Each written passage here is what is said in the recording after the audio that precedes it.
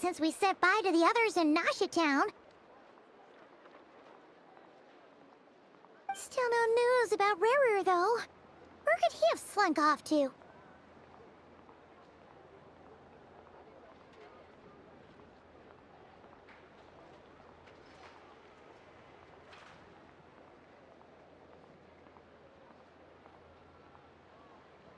If only he was gone for good.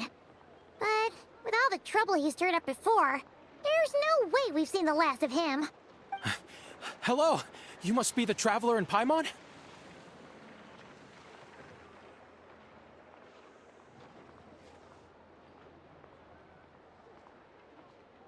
Mr. Flint has been looking for you. Unfortunately, there's been a serious wild hunt attack over at the quarry. He thinks it's time to regroup and figure out a plan. The wild hunt? Oh, uh-oh. We better get over there, right away! Come on, let's go!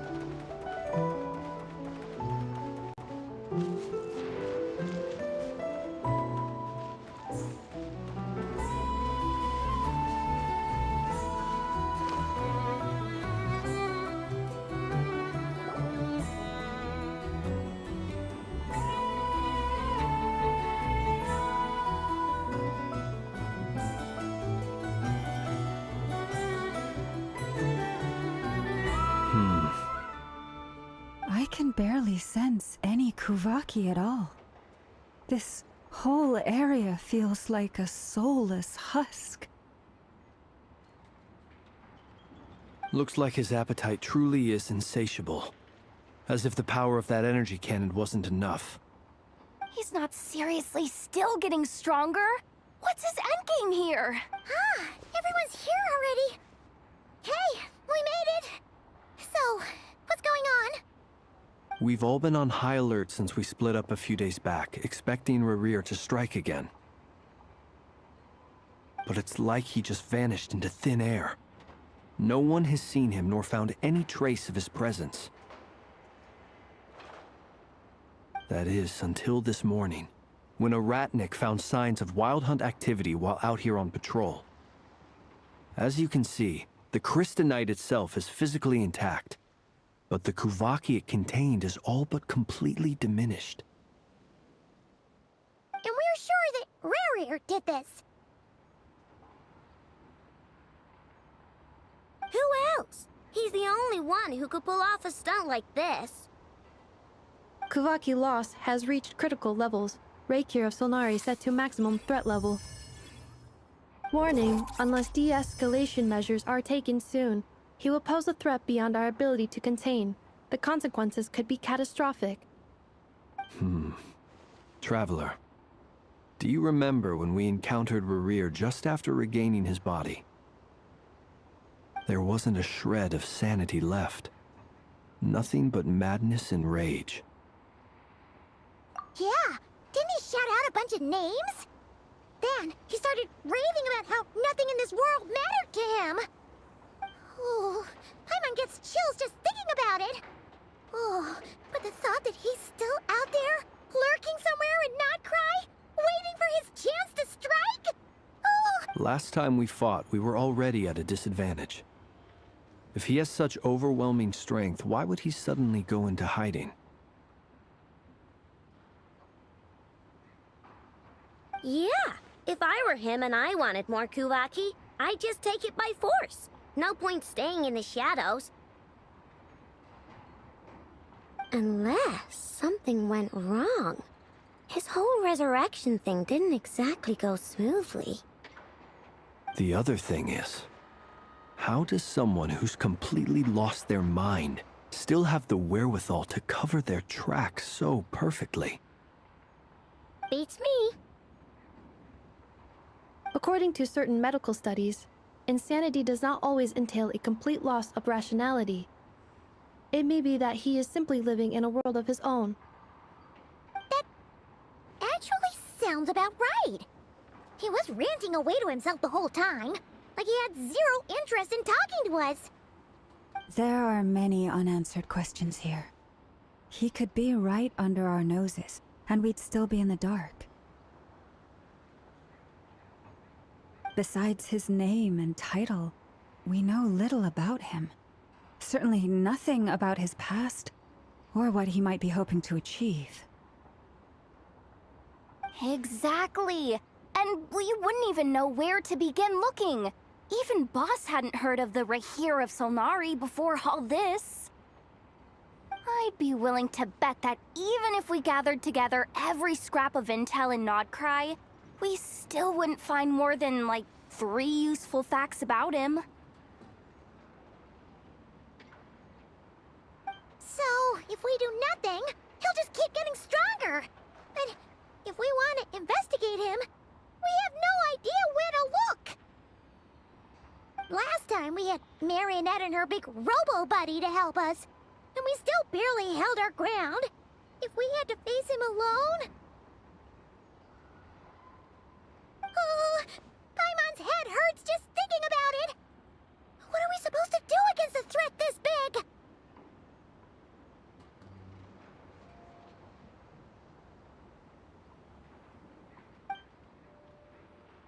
Well, I do have a little hunch about his next move.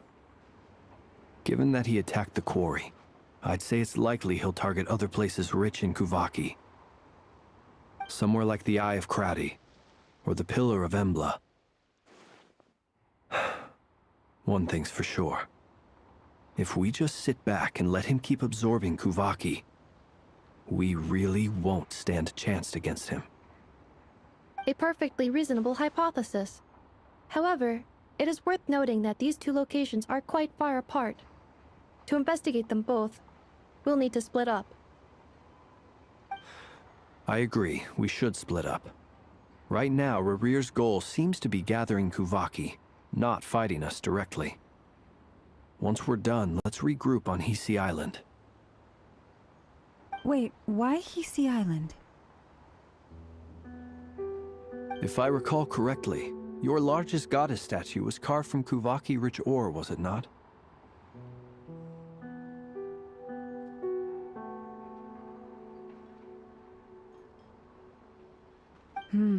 That's right.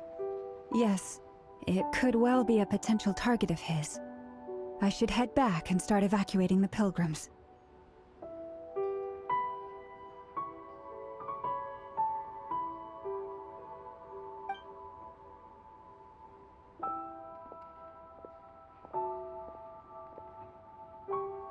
Splitting up's always gonna be risky. But I guess we don't have much choice, right? We're in a race against time here. And if we do run into Rear, what then? That's when you follow the third rule of treasure hunting. Run like the wind. Didn't you say the third rule was go with the flow? I don't know. Did I? Anyway, whatever. In this situation, go with the flow means go find backup. Agreed. If anyone finds so much as a trace of Rerir, do not pursue him. Get out of the area and alert the rest of us as soon as possible. We need to put safety first. All right, we'd better get moving. Come on, Inetha, let's go.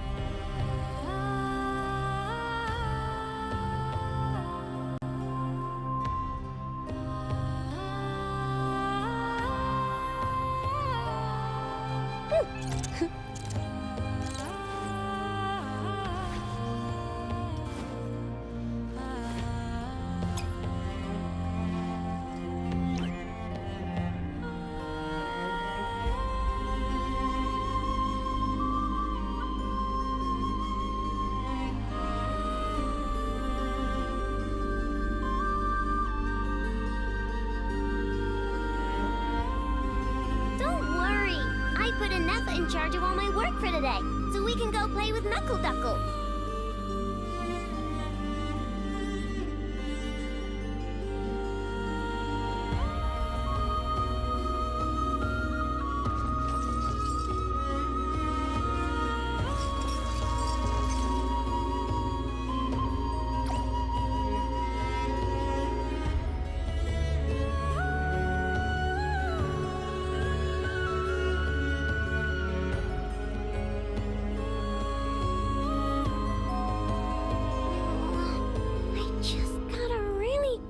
Toothache.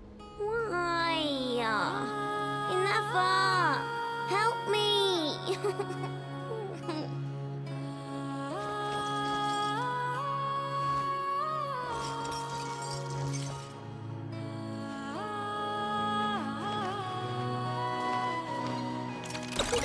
Go Claw!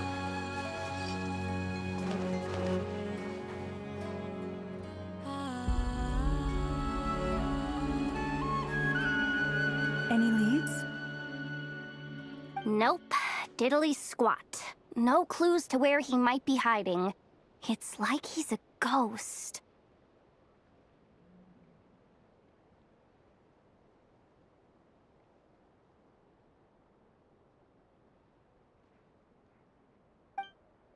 It feels like we're sitting on a powder keg that could go off at any second. Oh, I hate this feeling. I'd rather face him head-on than be left hanging like this.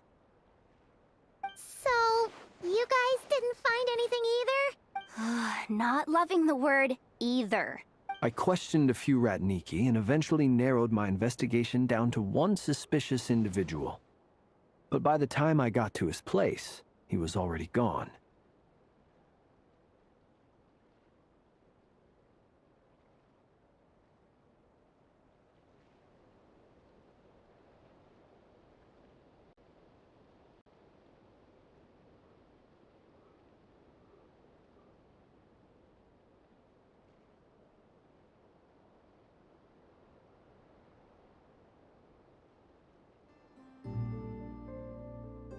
Almost as if he knew someone was on to him. Either that, or he's just extremely cautious, and doesn't stay in one place for long. He's been biding his time for a while now. The question is, where? No idea. Since regaining his body, he seems to have lost all interest in the fragment in my possession. If he did still want it, he's had plenty of chances to take it.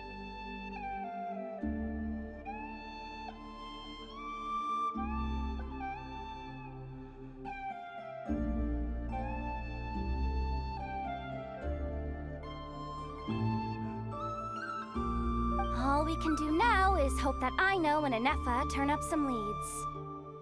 Darn it, Rerir! If you've got the guts, come face me one-on-one!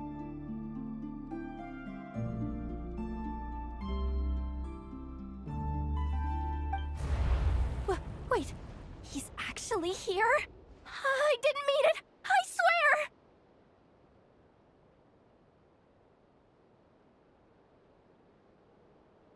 No, it's coming from Silver Moon Hall. The Lady Kutar might be in danger. Let's get over there! Quick!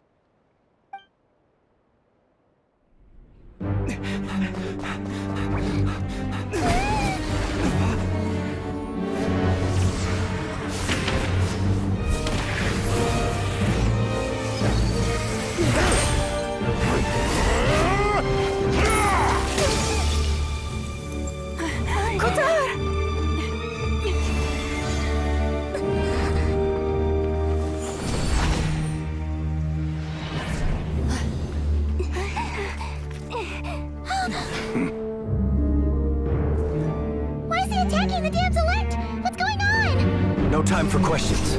Stop him!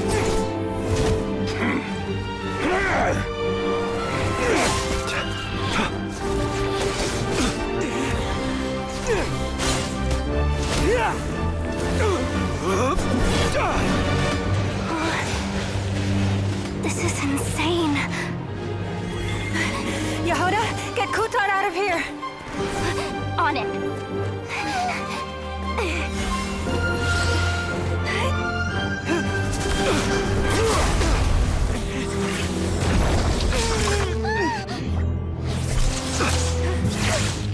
Look where your feeble light has gotten you.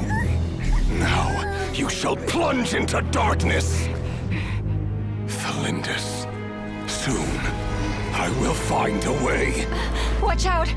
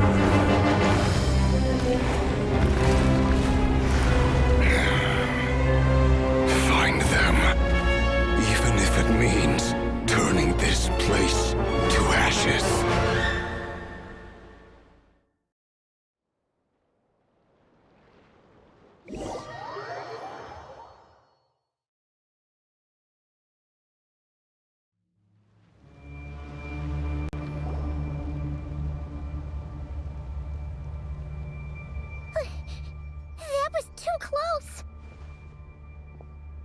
We barely made it out of there alive. What's that guy's deal? How'd he get so crazy strong? He's a threat to this entire nation. I doubt his strength could even be measured by conventional standards. I have a question. When me and Anetha showed up, we saw him chasing after this lady like he wanted her dead. What was that all about? We weren't there for the whole thing either. They were already duking it out by the time we arrived. Yeah, we didn't see how it all started. It all escalated so quickly, we had no choice but to step in. Kutar, can you shed any light on the situation? Kutar. Cross-checking database. I see. So you're the one that the Frost Moon Scions refer to as the Moon Goddess? Wait, she's the Moon Goddess? Oh, no wonder she looks just like all those statues. There are many reasons why people might worship the moon, and just as many why they might despise it. I've never met that person before, but there was no mistaking his deep-seated hostility towards me.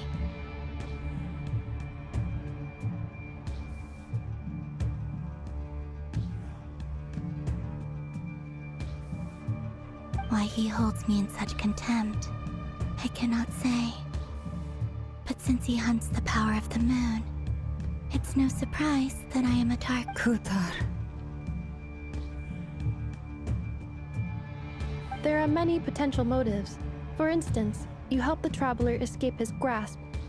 This could be his way of taking revenge. It is also possible that he covets the Kuvaki inside you, and seeks to take it for his own. The list goes on. But, right now, devising a counter-strategy should be our #1 priority. The likelihood of this location being discovered is close to 100%. A counter-strategy? But we don't stand a chance against an enemy like this. Surely our only option is to run. He's not gonna chase us to the end of the world, right? So as long as we can sneak out of Nodcry undetected... No, I can't say that. Come on, Yehoda. This is serious stuff. You can't suggest we all just chicken out. Running is our only option. Huh? You seem surprised, but what other choice do we have? We are facing an enemy we cannot possibly defeat in battle. Well, I mean, yeah, but still. It's not too late. I can distract him, so you have plenty of time to make your escape. Wait, what? You're gonna act as bait? Doesn't that make sense? I'm the one he's after. There's no need for you to risk your necks on my behalf. A coyote doesn't stop for bypassers while it's howling at the moon.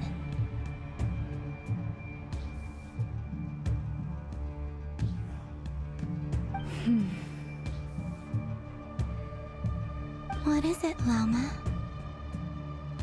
The Frost Moon Scions have already grown accustomed to life without their goddess.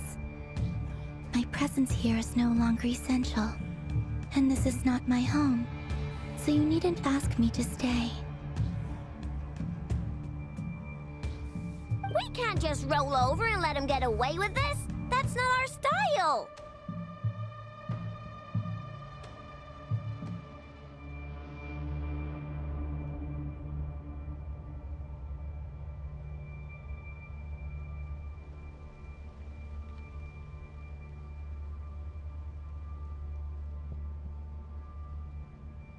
Yeah, we can't just call it quits after everything we've been through together.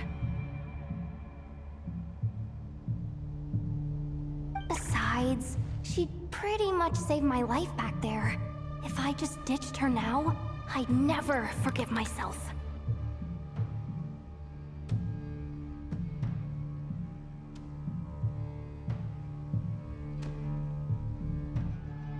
We can't overlook that you have saved our lives multiple times now. To talk of returning the favor would be a little crass for my liking. But suffice to say that we are friends. River's true objective remains unclear. Even if we were to sacrifice Muskutar, there's no guarantee he would stop.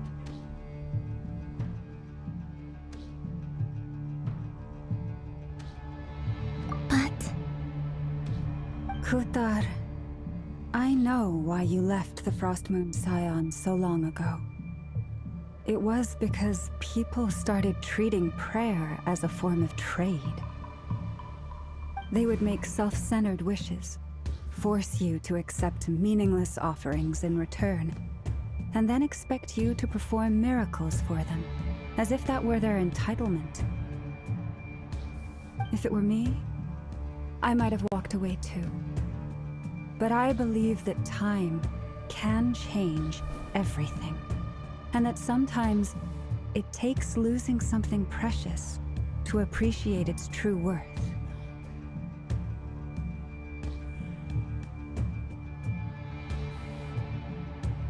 After much reflection, I've realized that this was never about whether the Frost Moon Scions need you. Any relationship based on need is purely transactional. What I truly hope is that you'll choose to stay, not out of obligation, but as part. You were born here, and now you've returned. Who knows? Perhaps it was the moonlight that guided you home. thank you, Lauma. But my power is on the wane. I'm afraid I will be of little use to you now. Very well then. I'll do as you say. Both times you saved us, we were transported across great distances in an instant. Is that one of your powers as the Moon Goddess?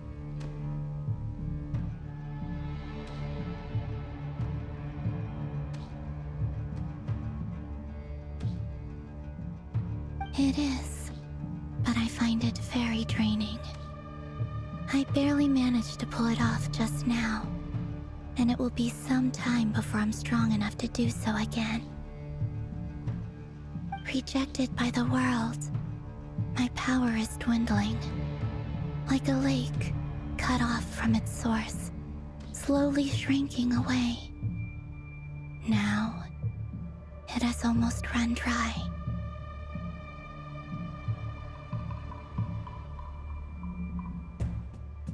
What do you mean, rejected by the world? The three moons belonged to the ancient bygone era in which they came into being. From the moment I was born, the world itself has been steadily sapping away at my strength. The three moons are not one and the same. As the goddess of the Frost Moon, I cannot wield the powers of the other two. Yet moonlight has a way of blending together. Each can reflect the other's glow.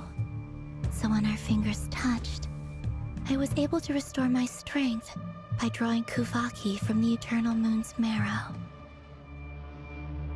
But this method of recovery is painfully slow. If only we could find the... It's the Wild Hunt! Even faster than we expected. We'll have to finish this conversation later. See how those Wild Hunt creatures are running away from us. They're likely just a scouting party, which means Rerir won't be far behind. Then what are we waiting for?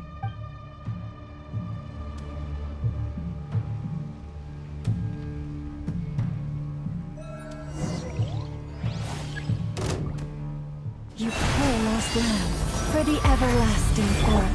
Beware the creatures of the night.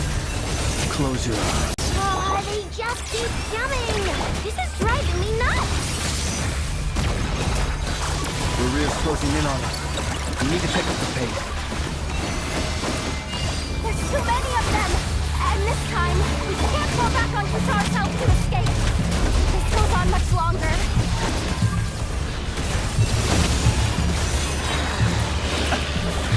Night falls. With one heart, we pray. Yeah. Preparing for dust up. Cleanup sequence initiated. Beware the creatures of the night. Close your eyes. By the frost moon of old, receive my blessing. Annihilation mode. Installation chamber deployed.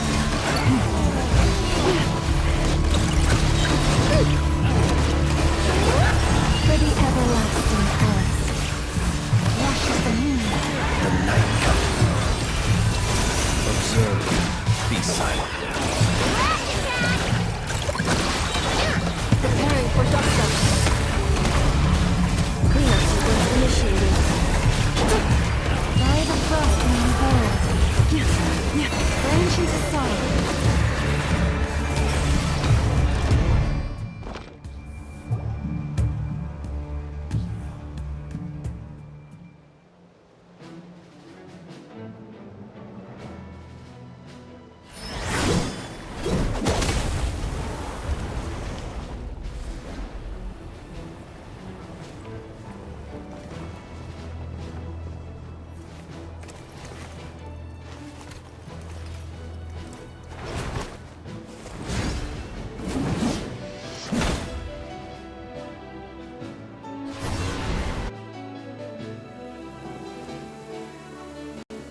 What's the matter? Bit off more than you could chew?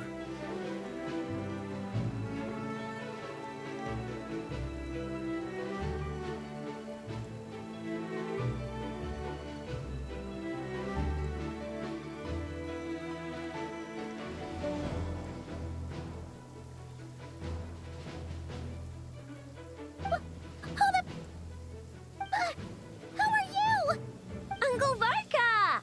You're back from Amsvartnir? Oh, you're Varka? Grand Master of the Knights of Favonius? We could save the intros for later. Right now, let's get you all out of this hellhole. Follow me. I know somewhere you'll be safe. Oh, is that where I think it is? That's the one. Come on, move! There's no...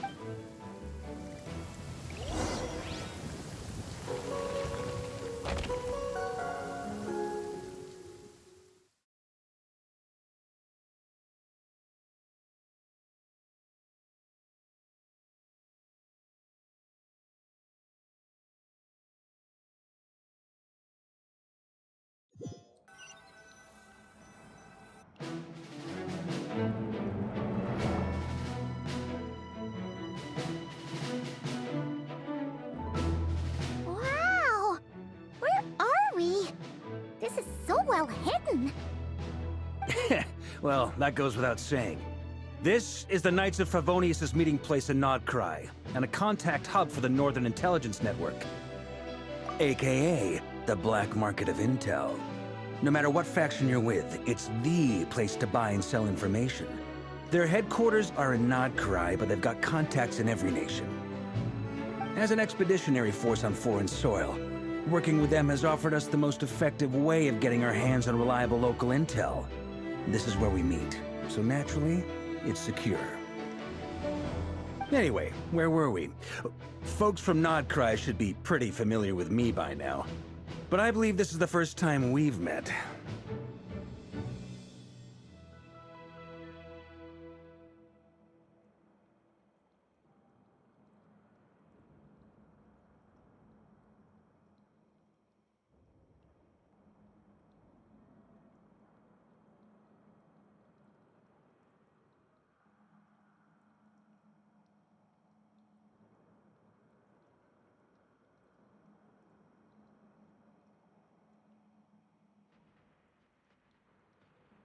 Allow me to introduce myself. I am Varka, Knight of Boreas, and Grand Master of the Knights of Favonius.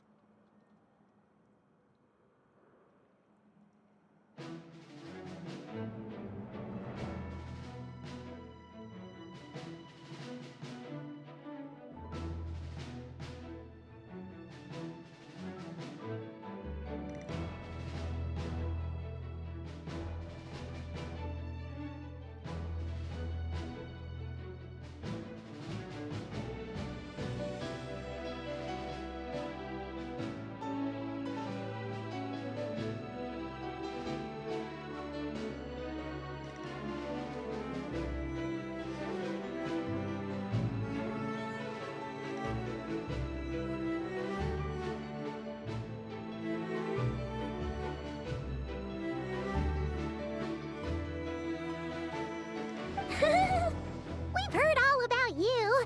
This meeting's been a long time coming.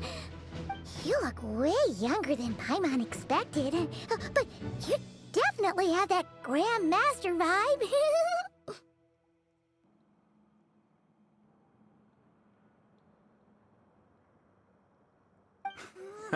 Well, I'm no spring chicken. Just not showing my age yet. Definitely feeling some of that back pain today, though. Rushed back from Amsfartnir without a wink of sleep, only to get right into another fight with that freshly revived maniac. Another? You mean you fought him before? Yep. He wasn't nearly as strong back then, but he was still a formidable foe. I brought some of the knights along to give him a little surprise, but he saw us coming from a mile off. My squad took heavy injuries, and I barely made it out alive myself. We knew it might have been our last chance, so we staked everything on it. But still, it wasn't enough to stop him. I tried tracking him down afterwards, but he didn't leave a trace. Even in his unhinged mental state, he's as cautious as any trained operative.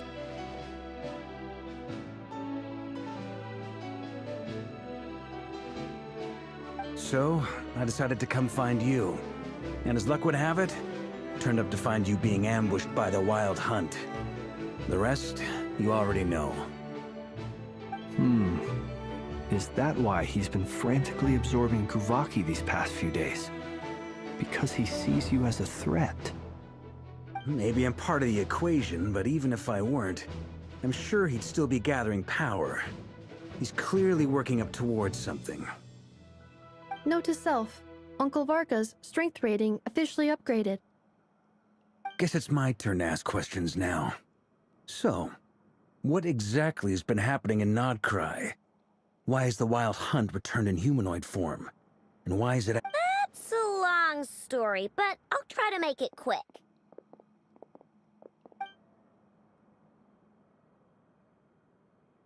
Wow, I had no idea so much had happened. Sounds like you guys have really been through it. So, the Kutar is actually a Fatui Harbinger. And all this Wild Hunt activity in Nodcry is the work of the Raker of Solnari. One of the Oh, that's a lot to take in. Need some time to wrap my head around it all. I'm truly sorry, Mr. Varka. You stood with us against the Wild Hunt, and did everything you could to stop it from escalating into a full-blown catastrophe. And then, the one time you're away, it all comes to a head and all your hard work gets undone. You've got nothing to apologize for, Miss Moonchanter. You can plan 100 steps ahead and still slip up. That's just life. No one knows what tomorrow holds. You can't predict which way the wind will blow next. And, to be perfectly honest, I can't say I'm surprised. For all the times we've defeated the Wild Hunt in the past, we've never been able to completely wipe it out. But now that a new variable has come into play, fate may well take a different course. A new variable? You mean us? Who else? And in a strange way, I think his resurgence might not be an entirely bad thing. The Wild Hunt is like an unrelenting force of nature, but Rerir is an individual with an agenda. He's gotta have a weak spot somewhere. That said, while I was explaining everything just now, some of the points that Mr. Flint's added caught my attention. You mean about our mystery ally? That's right. From what you've said, not only did they lead you straight to some key files, they also shielded Hisi Island from a lethal Kuvaki blast.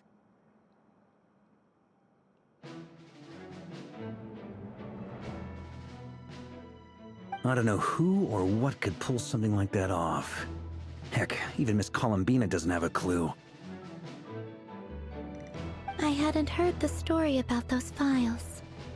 Would you mind repeating their titles for me? Wild Hunt Phenomena Log, a Nodcryan Ratnik's Field Journal, and Kuvaki Survey Log.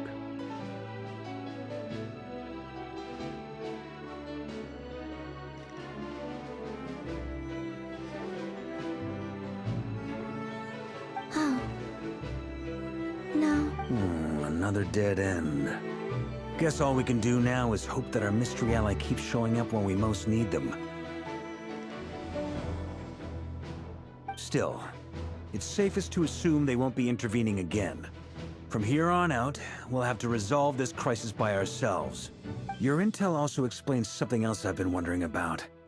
The reason I led my team to Amsfarnir was because we'd had reports about a possible source of the Wild Hunt showing up there. But once we looked into it, it turned out to be a red herring. I don't know who was behind it, but clearly, it served its purpose. I doubt it's by chance that he happened to make his comeback while my attention was diverted. And from everything you told me, it sounds like his scheming began well before his return. So maybe luring me away was all a part of his plan. But is it even possible that he orchestrated all of this by himself? The Moon Maiden and the Raker of Solnari.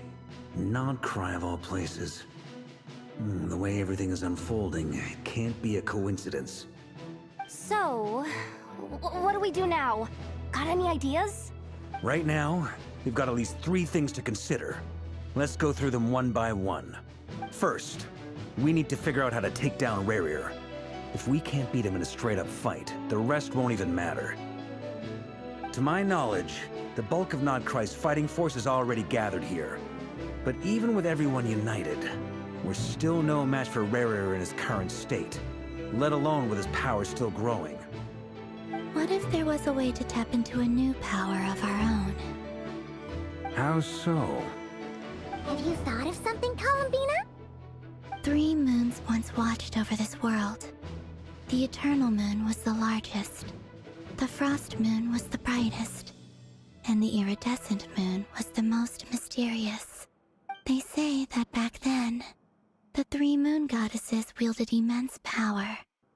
Enough to shape the workings of the world itself. I now bear the Frost Moon's power, and the Eternal Moon's marrow resides within the Traveler. Hold on. Are you suggesting... The Iridescent Moon, the last piece in the puzzle. That's right. If we can find the Iridescent Moon's marrow, I will be able to regain my strength much more quickly. The 3 moons are said to stir the tides and illuminate all things. Perhaps they hold further secrets beyond our understanding. According to my analysis, the solution is feasible. However, it is subject to one major condition. How do we locate the iridescent moon's marrow? I know a way, but we will need to visit the Fatui's Experimental Design Bureau. The Experimental Design Bureau? Are you saying we need to involve Marionette? Yes. I must speak with Sandrone. It's a long way from here to the Experimental Design Bureau. There's a high chance you'll be spotted. You shouldn't go alone. Then that's settled. Next up, our second priority. Somehow, we need to figure out Rarier's end goal. As you saw for yourselves, when he was still in his wild hunt form, everything he did was for the sake of recovering his body and resurrecting himself. His first act since then, after laying low for a while, was to try and assassinate this young lady. People's obsessions often reveal their greatest vulnerabilities. There must be a reason why he despises the moon so deeply. Perhaps it sheds some light on his title, the Raker of Solnari. The Wild Hunt has plagued Nodcry for centuries now. If we want to stop it for good, we have to get to the root cause of what's driving it. It's true. We still know very little about him. If Kuthar hadn't given us that lead, we wouldn't even know his name. But where would we even start? I doubt even the Intel Queen of Nodcry has a clue, and she has info coming out of her ears. Oh?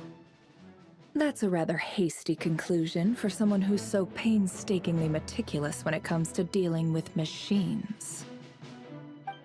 Ah! She hurt me!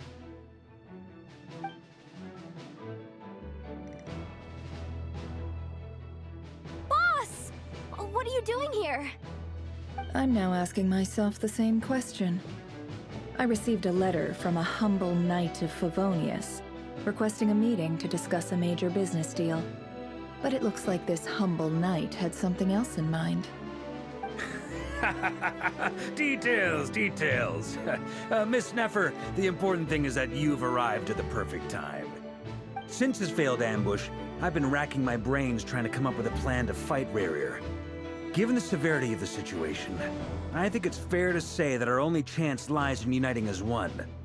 We can't do this without the Curatorium, but I knew it'd be a tough job to win you over. So, I took the liberty of reaching out for a little chat. Wait a sec. How did you even hear about this place, Nefer? Didn't you say this is meant to be the Knights of Favonius' meeting spot? And a contact hub for the Northern Intelligence Network? And isn't it supposed to be super hidden? You really think he could have gotten settled in Nodcry without my help? Besides, I'm the one running this gig. Of course I know where the meeting place is. Allow me to introduce the current head of the Northern Intelligence Network. If it's intel you're after, she's your woman. Please spare me the flattery. Let's cut to the chase. Seems like you've run into some trouble, huh?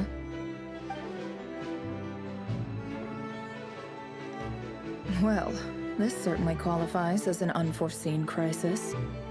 On behalf of the Curatorium of Secrets, I wish you all the best of luck.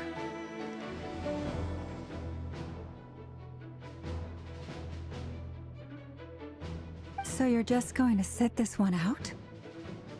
Why should I get involved?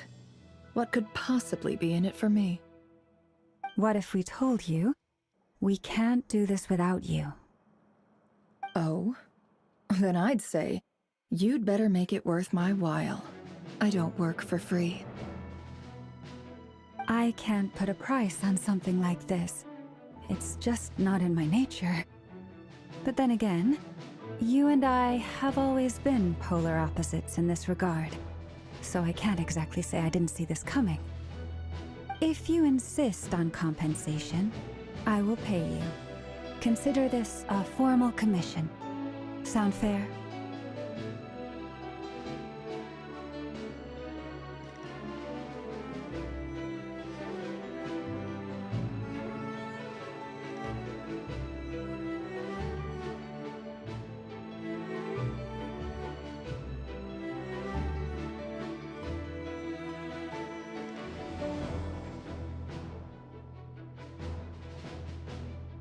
You just don't give up, do you? Too bad. I know you well enough to know you can't afford my prices. The riskier the job, the more it'll cost. And a moon chanter's stipend isn't exactly generous. Unless you're planning to start passing the donation box around among the faithful.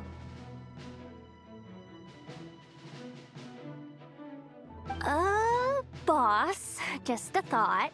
If they come up short, maybe you can take the difference. Things got really dangerous during the fight with Rerir.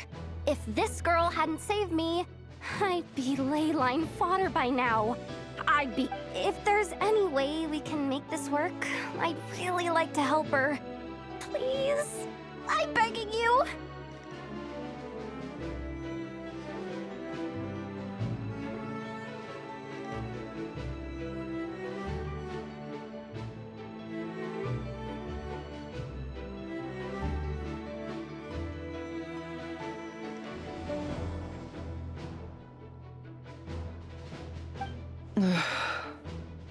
This is why I'm always telling you never accept favors. They are the hardest debts to repay. You have to be careful who you get involved with, or you invite all kinds of misfortune. Very well, Yehoda, I will help. But just this once. Don't count on this happening again.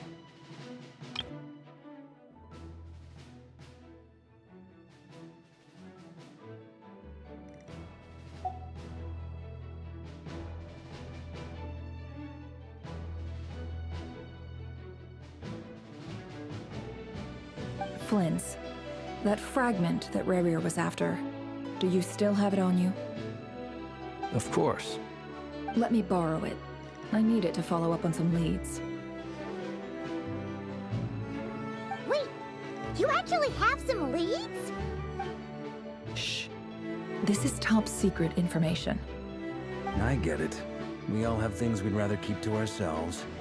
Plus, I know we can count on you. So we'll leave the intel gathering in your hands.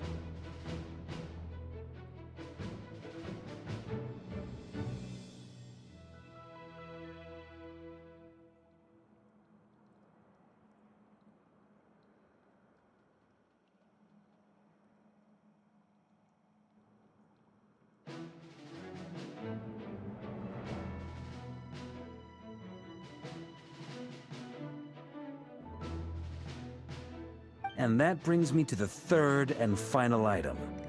We need to find a way to distract him. We need time to make our move, so someone will have to stall him.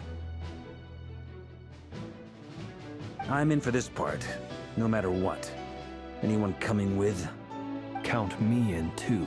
Come off it, you two. Quit playing heroes. I'm way ahead of you here. Nefa did a scan of the Moon Goddess's Kuvaki signature, and we're gonna use it to make some decoys over at the Kramkake craft shop. Anyone who's in, follow me. Once they're ready, we'll deploy the decoys across Nogcry. So as long as the rest of you keep moving, he won't catch on to your scent and won't be able to track you down. I like it. Genius idea. No biggie. All right then, we'll split into 3 teams.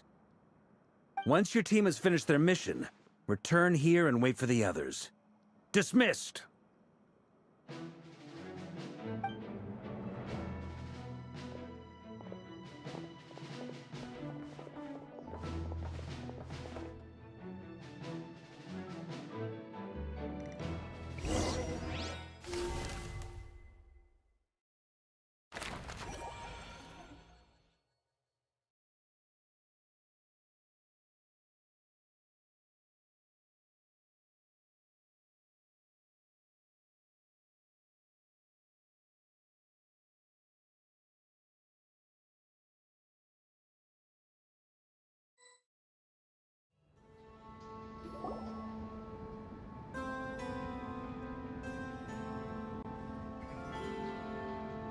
Lady Damselette. Wait, and you two?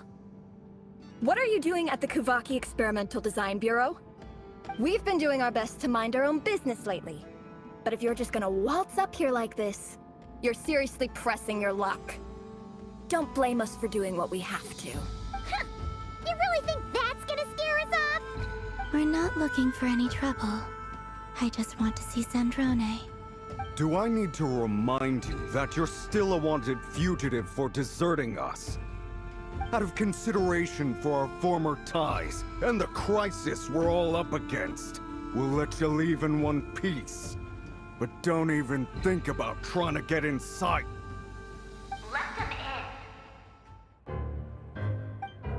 But... Are you going to make me repeat that? No, my lady. Zandrone seems to be in a good mood.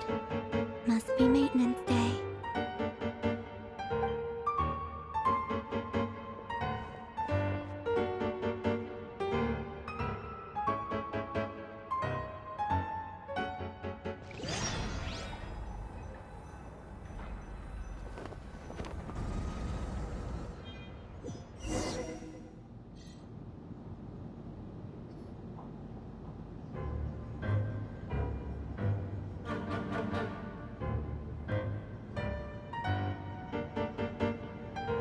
So tell me, actually, before you answer that...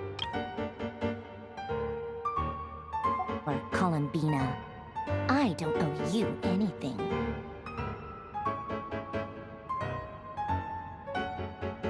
I promise it's nothing big. It seems like you've gotten the wrong idea here. The only reason I let you in was because I was bored. It seemed like a way to kill some time and satisfy my own curiosity. Whatever miscalculations I may or may not have made in the past, I haven't lost the plot enough to even consider sticking my neck out for your sakes. I'd like to speak with Arlecchino. What? Huh? You mean the knave? I'd like to speak with Arlecchino. Is she in Nodcry? No, she's not. Once the work on this facility was completed, she went back with the Rooster and Regrator. The only ones in Nodcry are me and... What is it you need to speak to her about anyway? Rerir is hunting me. If I'm going to face him, I must first retrieve the lost moon.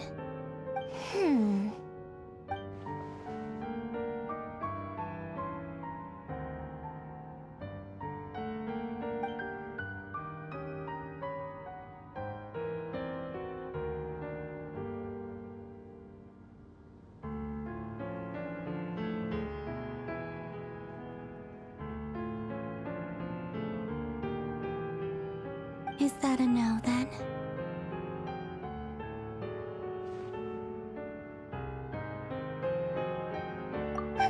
As if I need reminding. I was this close to settling things with him before someone decided to whisk me away to their weird little garden.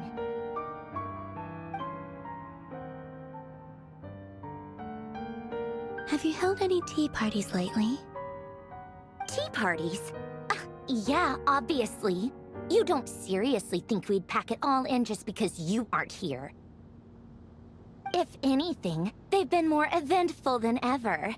Just me, Arlecchino, and a bunch of insolent and sensitive guests who won't stop asking where you've gone. Oh, they've been a real joy. I bet you served them the worst tea you have. Just like you used to do to me when I upset you. Who cares about how good the tea is when there's no one around to drink it? I keep losing people.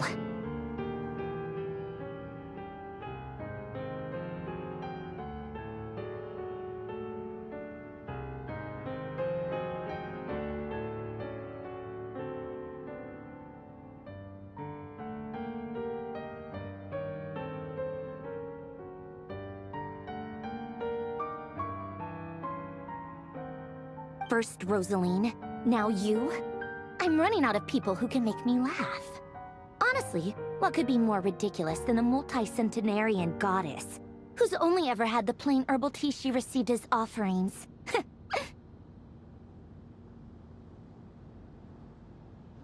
You'd always brew a different type of tea for me each time.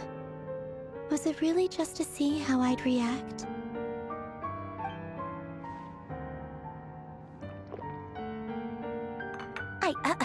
Well, duh. Why else? Watching you squirm was practically my only form of entertainment.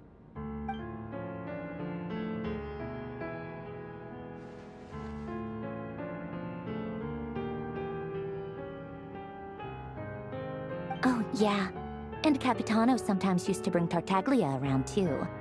But I guess we won't be seeing him again.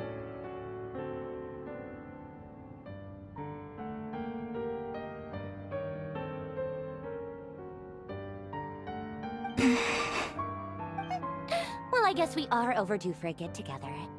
Polonia! Have Febronia pass a message to Arlecchino for me. It's time for tea. Will suffice. Pass along a message for me, too, if you would. My body cannot contain the marrow of 2 moons, so I'll be leaving one of them in her care. Excuse me? Who said you were on the guest list? If my tea meant that much to you, maybe quitting the Fatui wasn't your brightest move. Back when you were under the Tsaritsa's protection, no one would have dared come at you so openly. But that protection didn't come for free. In fact, I paid dearly for it. At the end of the day, it was just another transaction. I just got tired, that's all. I never wanted any part in their grand ambitions, and I've had enough of being treated like a bottomless supply of power. It brings back memories from the old days, when I was still worshipped as the moon goddess. Centuries on, it may be a different group of people, but I see the same greed in their eyes. I figured you'd leave eventually. You didn't have as much of a reason to stay as I do. The Tsaritsa gave you shelter and protection, but that was it. Nothing more, nothing less. Meanwhile, the Fatui demanded everything from you in return, until it was more than you could bear. I get why you left. And frankly, I have no interest in dragging you back just because the higher-ups told me to.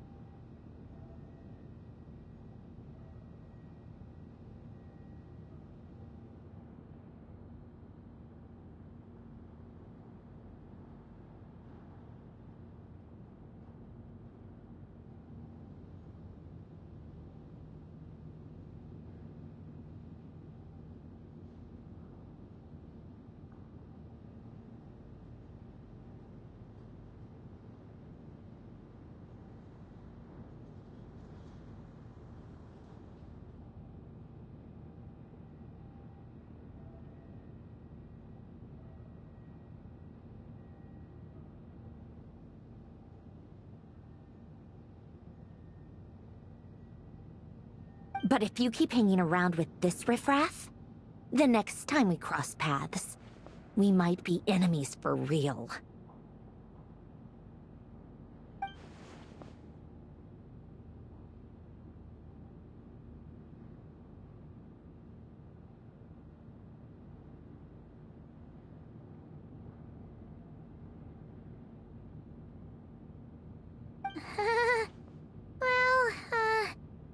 Guess that's our cue to leave. That might be your plan. But it sounds like someone else wants you to stay a little longer. Huh? What do you mean? See for yourselves.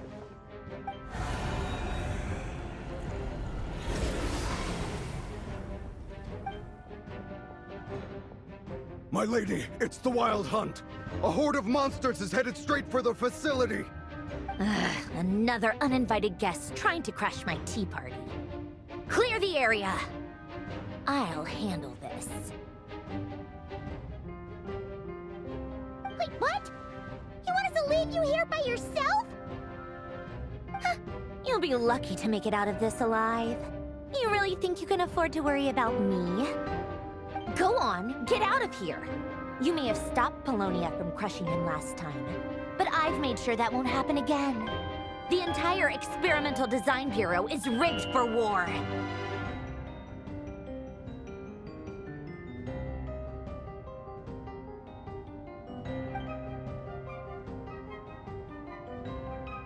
Stay and watch if you want, but it'll be at your own risk. You're not flagged as friendlies in the weapons system.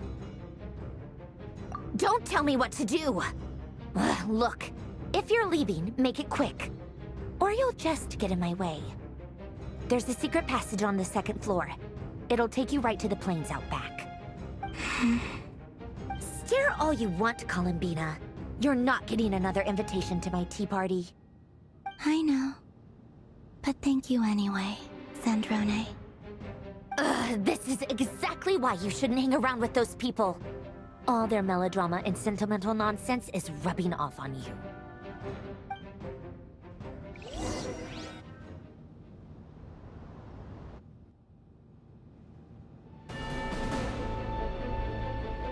Come on then, Mr. Ray here. Let's pick up where we left off. It's your Wild Hunt monstrosities versus my beautiful creations. Let's see who comes out on top.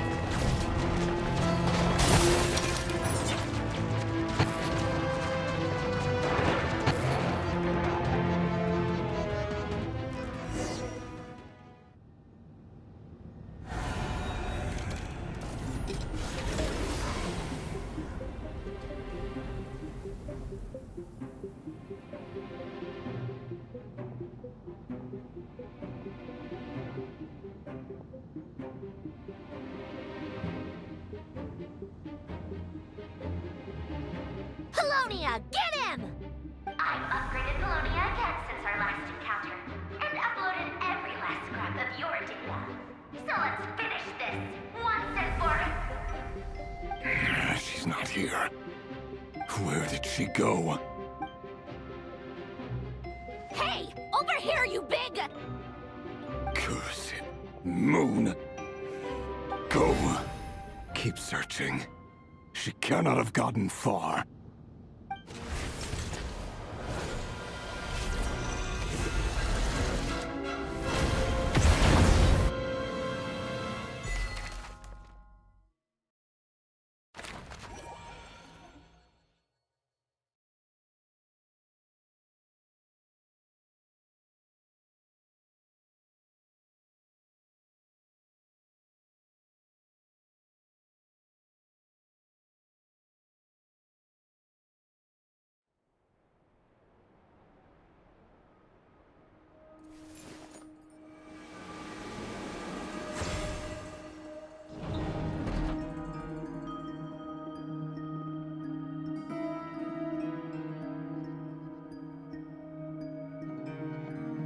So this is your method for investigating Rarir's past? It almost looks like some kind of... Good deduction. But it's quite a different affair from what you're used to with the Frost Moon Scions. Whoa! First time I've ever been in here. Boss always said it was off limits, so I pictured some kind of creepy dungeon. But it's actually kinda nice. Oh, I guess this must be Sumero decor? That's where Boss is from. And that nice shopkeeper who sold me my treasure compass. I'm not sure exactly what you've got planned, but it looks like you're all set. When do we begin? Whenever we wish. But for some reason, I've got a feeling this isn't going to end well. I've never faced Rarir myself, but from what you've told me, his power is beyond anything I could imagine. I, on the other hand, am just an ordinary businesswoman.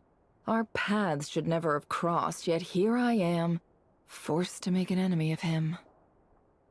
If you ask me, you're about as far from ordinary as it gets. So what are you saying? Once I take a job, there's no backing out. Still, I have to ask myself if the power I'm relying on will even work on an opponent of this caliber. And also how to make sure I come out of this alive if things spiral out of control. Death is the one thing we can take for granted.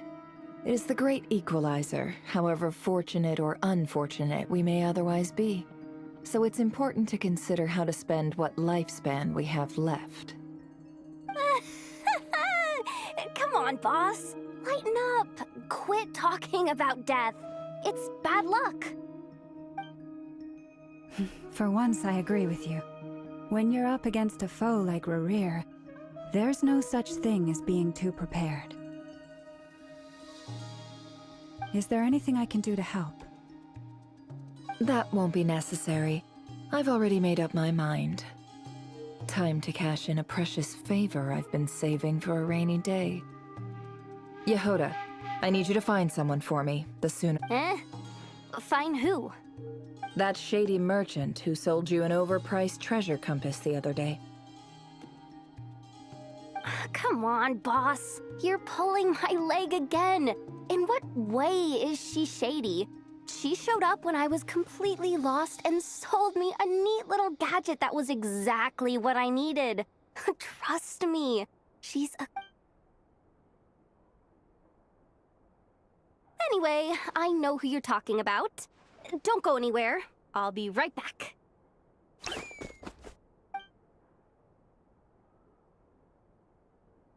Quit dragging me. I genuinely can't run any further.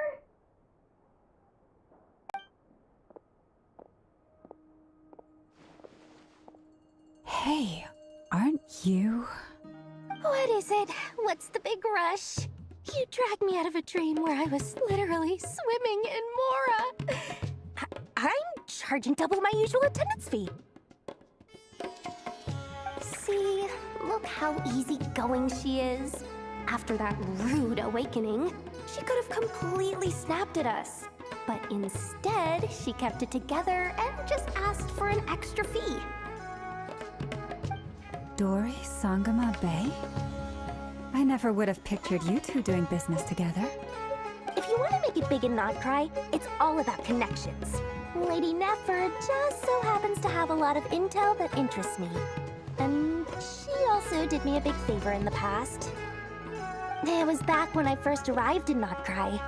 My trusty assistant, the genie in my lamp, had an adverse reaction to the Kuvaki and fainted. And when you know it, that's when I suddenly find myself in a life-or-death situation. Good thing my compatriot was there to swoop in and save the day. I've been giving her a 30% discount off all of my goods ever since. Now, so that no one here feels left out, I'm willing to extend a 20% discount to fellow friends of Boss Nefer. Plus, any other friends you send my way will enjoy 10% off. What can I say? The great Lord Sangama Bay is nothing if not generous. So, let me guess. You've run into some trouble? I've got everything you could possibly need, and the more you buy, the more you'll save. You guessed correctly. What have you got in the way of survival gear? The one type of gear I've never been short on. What are you looking for? A jetpack fresh from the Academia's labs? An ancient suit of armor dredged up from the bottom of the sea? At the very least, I need to know what kind of opponent you're dealing with here. If even you're worried about staying alive, it must be pretty serious. What if I told you it's someone with the power to bring a nation to its knees? Is that so? Then we really are talking top-shelf treasures. I don't have anything like that in stock right now. I'll have to ask my supplier.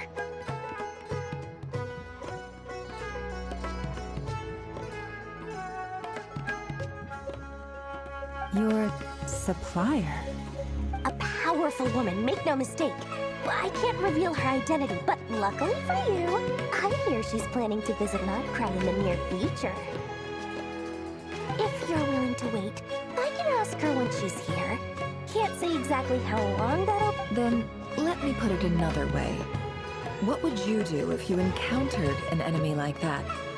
Roll over and serve yourself up on a silver platter? Of course not! I have a handy little trinket from one of my generous suppliers, which... Hold on. What exactly are you getting at? No, no! This is for my personal use only!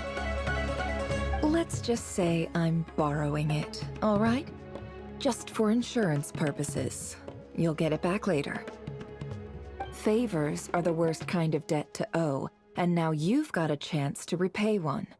Oh, Fine. You can borrow it for 5 days. No, make that 3. And for every extra hour after that, I'm charging you 1,000,000 mora. Deal?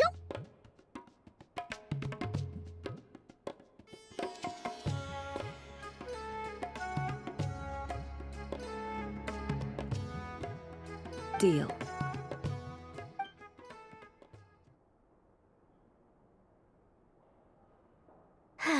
What a way to start the day.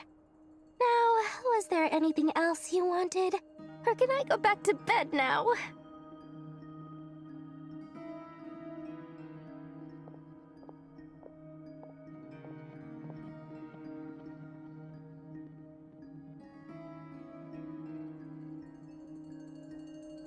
That will be all. Take care now. Don't trip up. See you later! You're my favorite shopkeeper.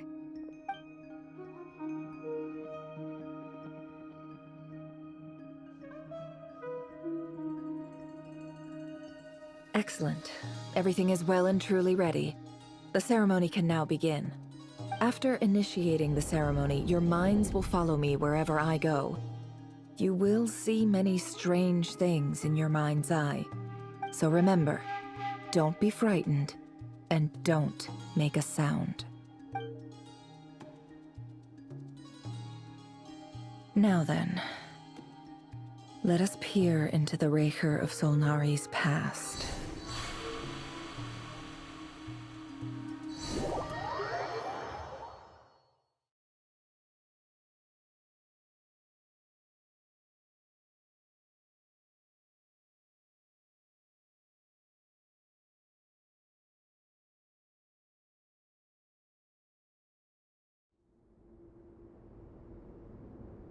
I made it.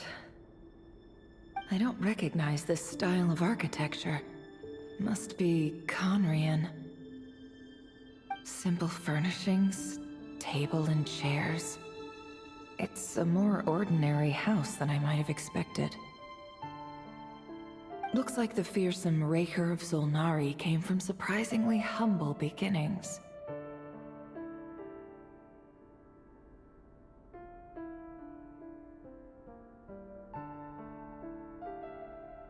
Unless this passed for luxury in Conria. Unlikely. It was said to be a very prosperous nation in its heyday. Anyway, I'll keep exploring.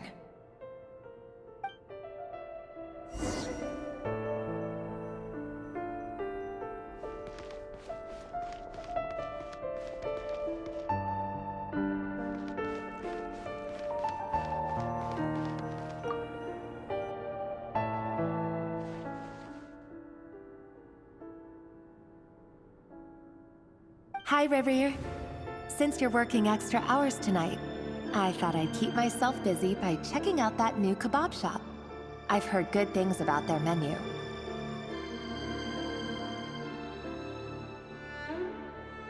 I'll test it out, and if it's as good as everyone's saying, let's go back together sometime.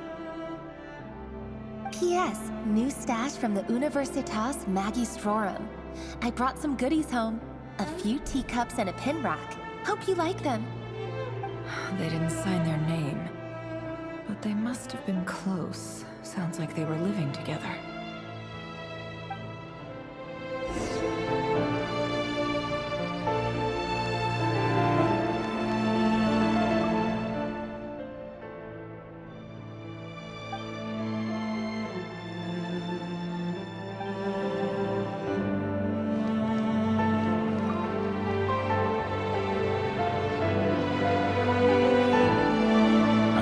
Joseph's for drinks today.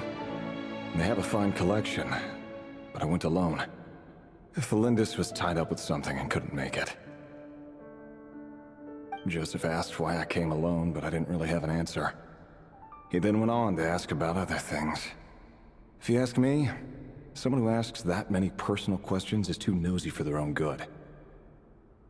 But if he invites me again, chances are I'd still go. Felindis. That's the same name Rerir mentioned. Grain imports keep falling. If things don't pick up, we'll soon be back to meat and mushrooms only.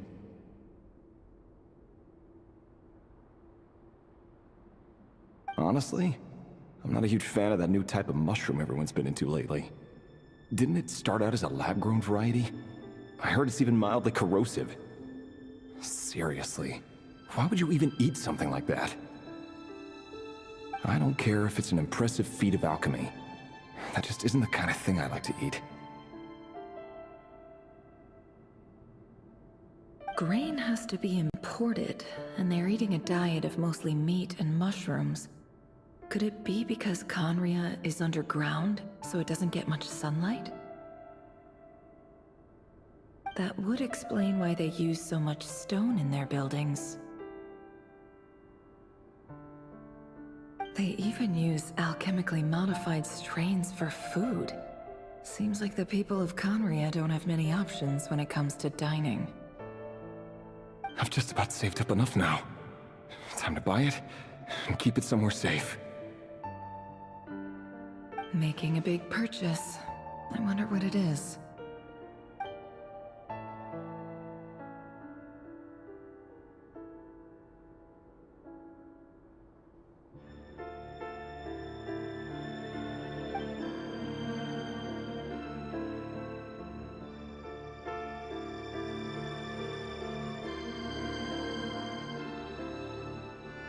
He really is a professional.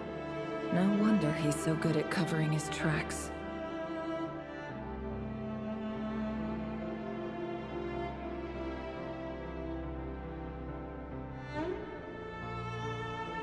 Despite what he's become, it seems like he's retained certain habits, at least in this regard.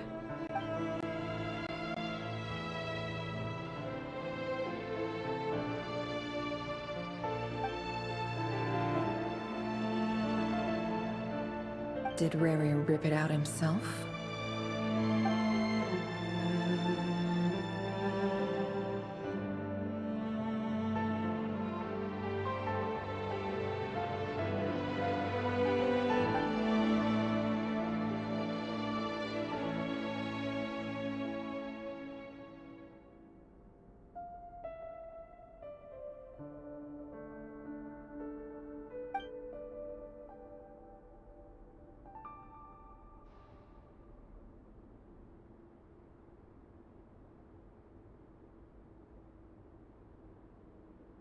Before I met you, I was convinced that my heart was nothing more than a stagnant pool.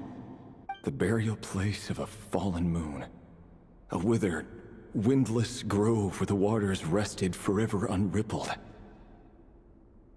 It was you who helped me see that my heart hadn't entirely withered away. That it could still beat to the rhythm of love. This is just trivial sentimentality from the looks of it. Why would he go to the trouble of hiding that? The burial place of a fallen moon.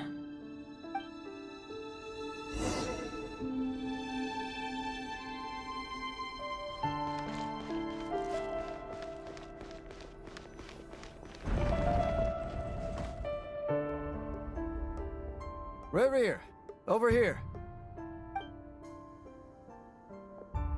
Dane! Oh, and, Vedaflin here? What a surprise to see you here, sir. Hello there, Rerir. You need not address me so formally outside of court. He doesn't get that much free time, so I invited him over for a drink. Even the court prophet deserves a break every now and then, right? Well, I'm flattered. So, what are we discussing today? Hey, don't look at me. As far as I see it, we don't need an excuse to have a few drinks. Come on, don't give us that. Didn't you say you were about to pop the big question? How's that coming along? Who'd have thought the great Twilight Sword was an even greater gossip? I just didn't expect you to be the first one to settle down and get married, that's all. Yeah. If you told me that a few years ago, I wouldn't have believed you either. So, are you planning to come clean about your job then? I'm guessing you still haven't told her. Sure, I'll have to tell her at some point. But I'll need to pick the right time and place. To be honest, I have no idea how she'll take it. Come on, stop being such a pessimist. For all you know, she could be thrilled. I bet she'll be much more impressed by your actual job than the one she thinks you're doing now.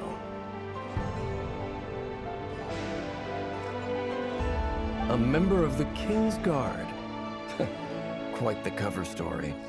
Does the king himself even know? Of course he does. Anyway, enough about me. How have you been? Me? Same old, same old. Nothing much to... Huh? What's up, Ved? It's nothing. Vedaflin, Dainslift's elder brother.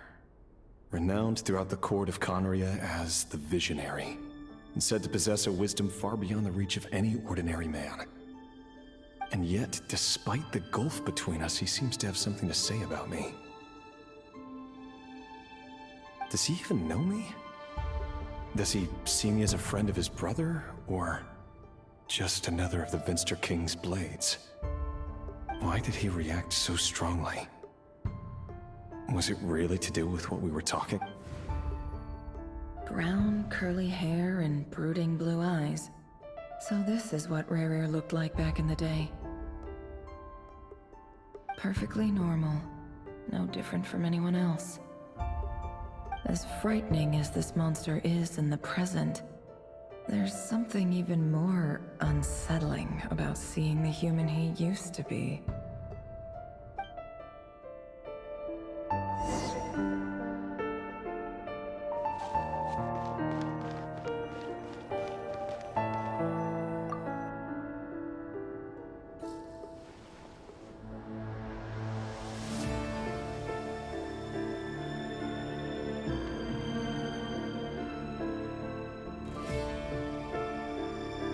Felindus? You're back early? Our equipment's being serviced today, so I got off earlier than usual. How's your day been?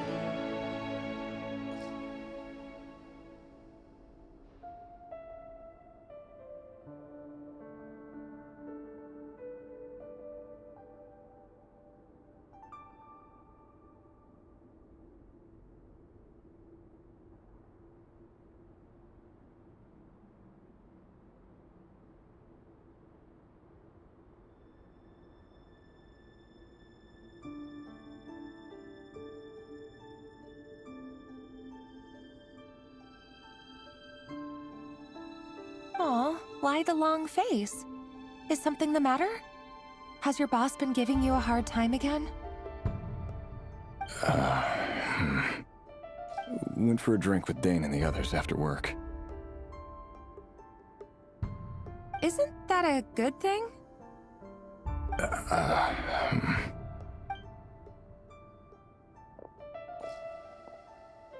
Vediflunir showed up today, too.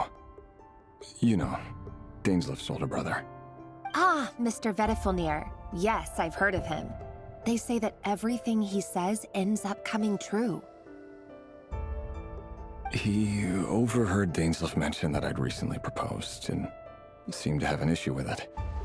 But when I asked what it was, he kept it to himself.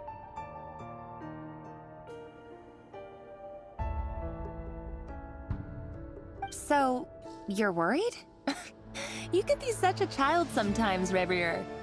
We're nobodies. Why would the Visionary be concerned about us?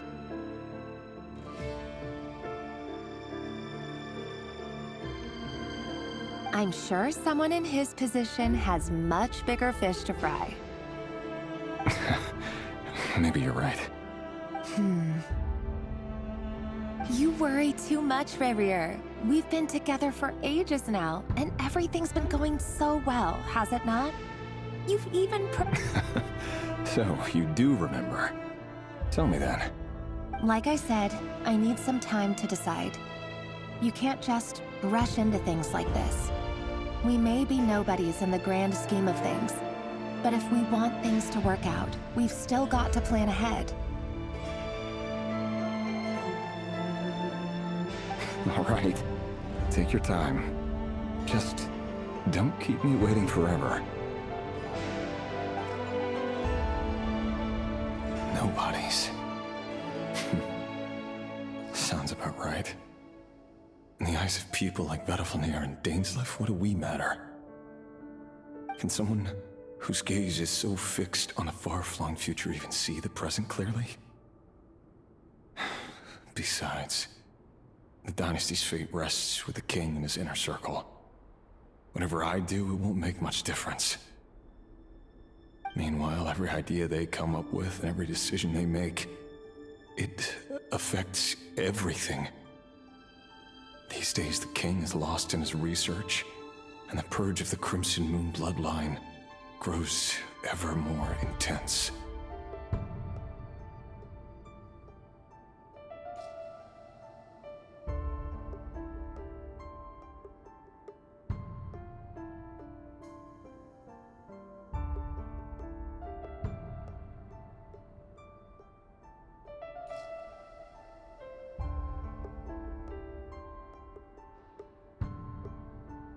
The opposition tried to speak out, but nothing came of it. And I'm under no illusions as to why. Because we eliminated them and got rid of their bodies. A man can have 1,000 reasons to carry a sword, but there are few good excuses to use it. Yet the king has never even considered a gentler approach, and he never will. What becomes of someone who kills on another's behalf? Can he ever find true peace?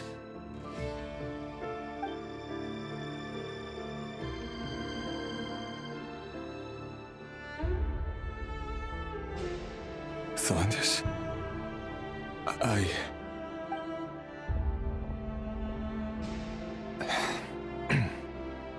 It's nothing.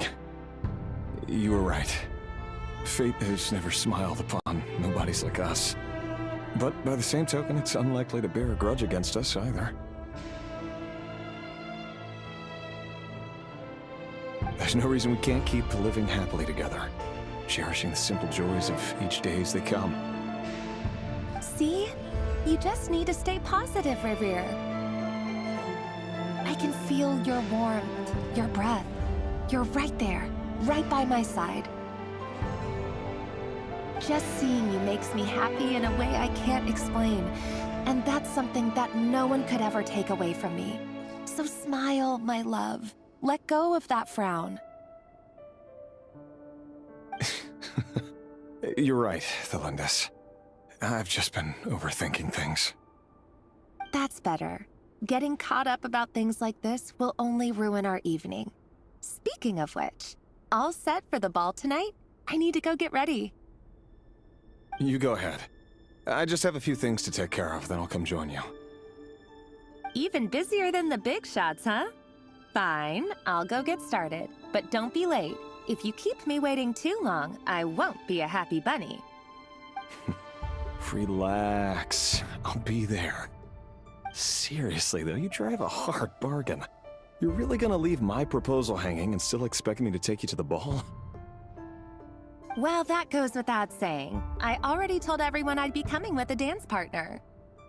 Besides, they're two completely different things. Let's take it one thing at a time, all right? All right. White outfit it is. It seems like Rerir was deliberately hiding his ties to the intelligence services by giving the impression that he was just an ordinary member of the Venster King's Guard. He clearly doesn't want his would-be fiancée to know about his other life. Then again, that's hardly surprising. People in the intelligence trade rarely do. Who'd have thought we were in the same line of work? Let's dig a little deeper.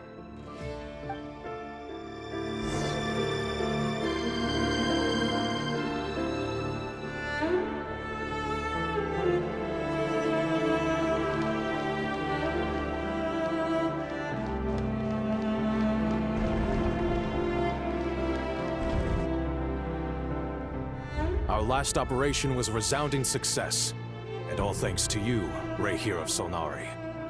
In total, we apprehended 32 dregs of the Crimson Moon, and 67 accomplices. After all these years since the dynasty's fall, so many of them still linger on. Indeed, it cannot be denied.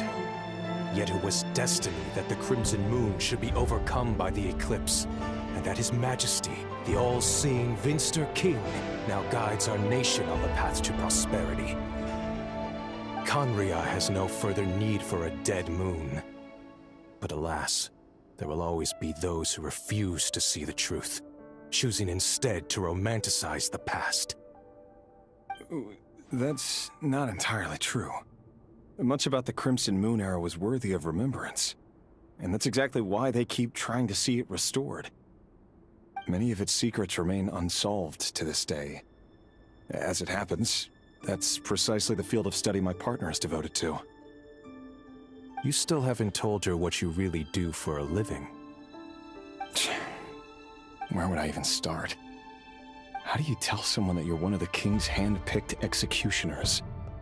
That your hands are steeped in blood? You didn't choose this life, any more than I did. Orphans like us don't get a say. but I'll sure as heck be the one to pay for it. Speaking of which, we need to be more rigorous in the way we identify direct descendants of the Crimson Moon. Someone, it seems, has strong opinions about my future plans. Most likely my marriage in particular. I have a feeling that we may soon become targets of the Crimson Moon's retribution. Your concerns are not unfounded. They've taken out many of our colleagues these past few years, and for that very reason.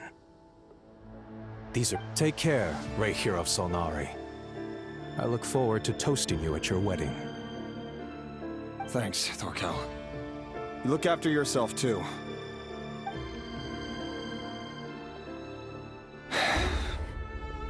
Thelindis, I never wanted to keep this from you.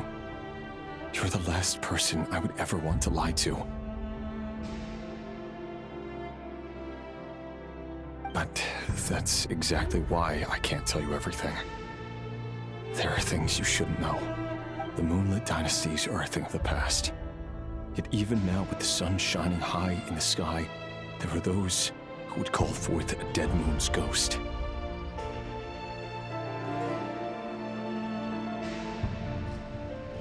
Could that be why Vedalfnir held back? Or was it because of some court secret he's not I have to get a clear answer from him. No matter what happens, I will protect Thelindis. Rahier seems to be very concerned by Vedalfnir's reaction. Vedalfnir and Dainsleif, the Visionary and Twilight Sword. So that's what they were really like.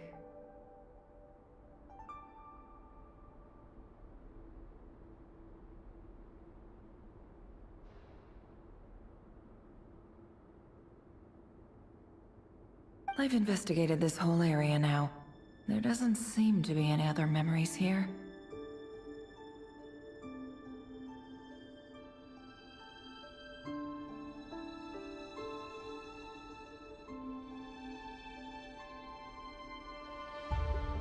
Should I try somewhere else?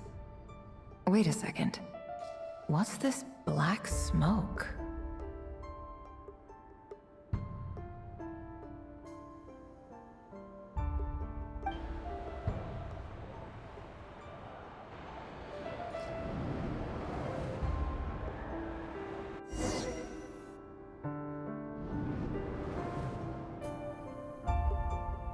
So, he's late after all. Just you wait, Rahier. You're in for it. Big time. Are you waiting for someone, ma'am? Could I tempt you into buying some flowers? Oh, sure. Pick me out a pretty bunch if you would. Thank you. But I'm afraid none of them are as pretty as you. For someone so young, you sure have a way with words, don't you? I'm only telling the truth. Look me in the eyes. You'll see I'm not lying. May we have a word in private? Who are you? And what do you want?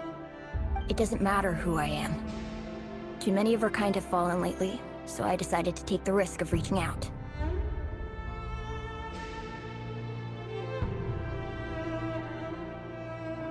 Not long ago, the Rahier of Solnari led an assault on one of our strongholds. We suffered many casualties, and many who came to our aid lost their lives as well.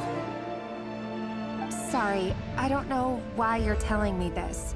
And I don't want to get involved. Wait, hear me out.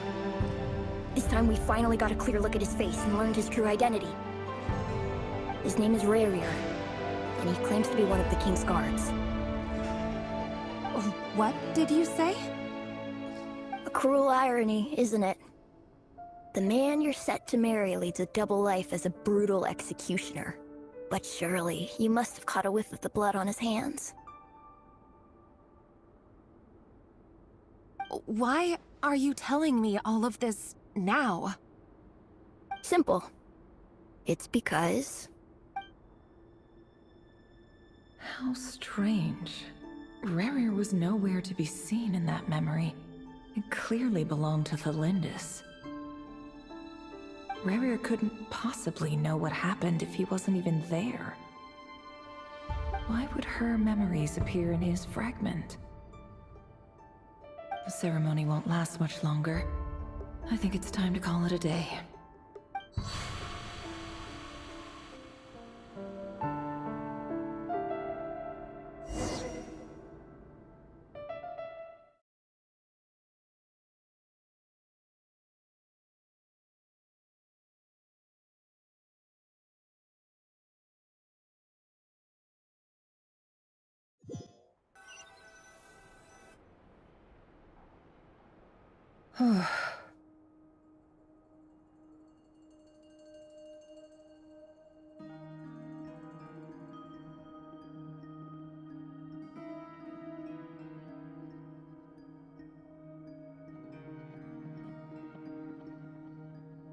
So that was your doing? Did you just pull us inside Rarir's fragment to spy directly on his memories? Any more questions, and I'll have to start charging.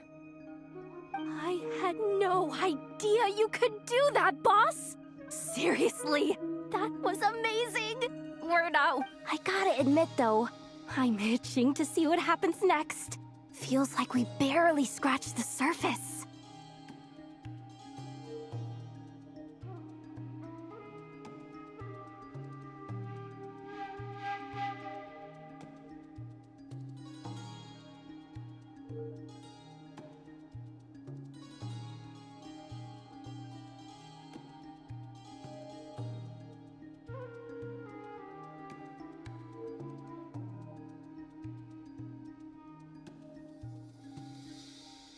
I'm just as curious as you are, but the ceremony only allows for limited time inside. That's all we can see for now. Luckily, we managed to learn quite a lot. So far, so good. I just hope the others are doing okay too. Especially the group with the Traveler. Their mission is a risky one. Let's hope it— If you're worried about them, go see how they're doing. If I know boss, she's gonna need some time to write up all the details and make sure it's all coherent. I'll stay behind to lend a hand, but feel free to head back and meet up with the others.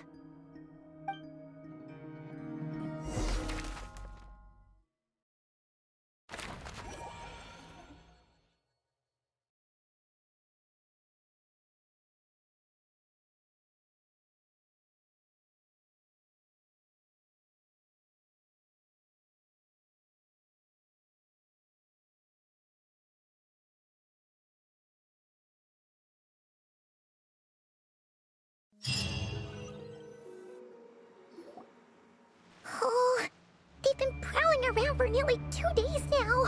These things just won't quit.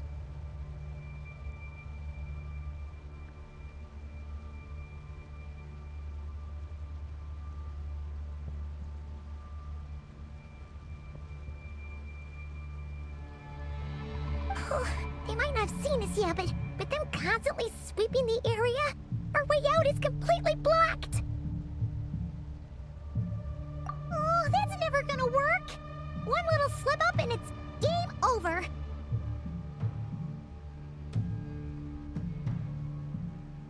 If they spot us, they'll run straight back to Rarir. And once he knows we're here, it won't be long before he's breathing down our necks again! Oh, guess you're right. Alright, time to zip it.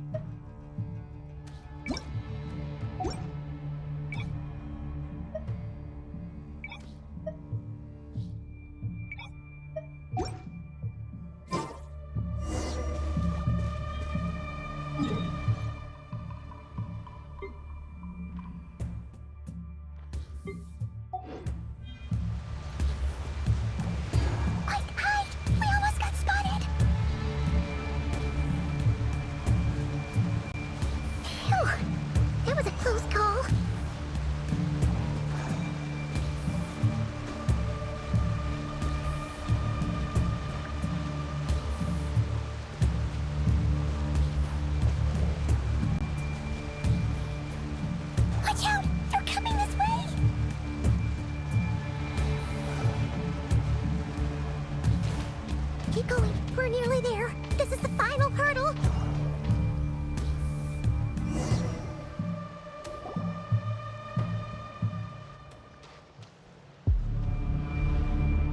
Oh, there's no end to these things.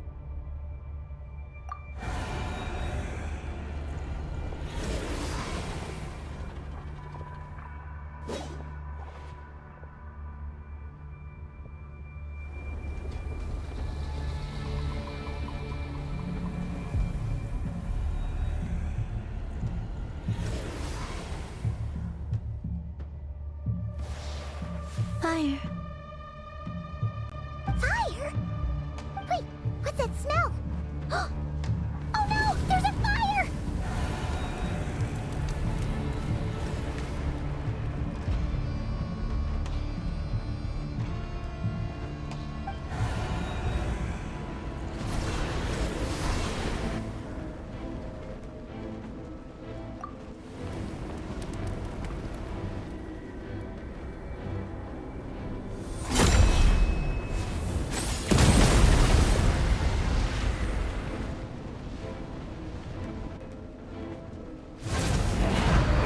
Sandrone was right. You look weak, Columbina.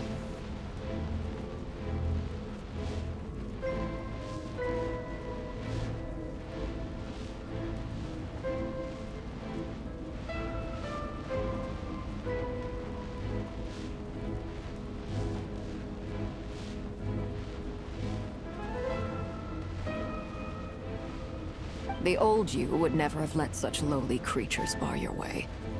Word has it that you did something for the Tsaritsa, and that's why you've lost most of your power.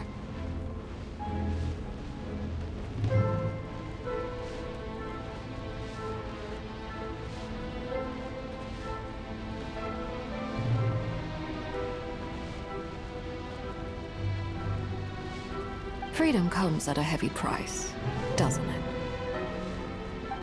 It's Arlecchino! You came! Hello again, Columbina. And greetings, guests of the House of the Hearth.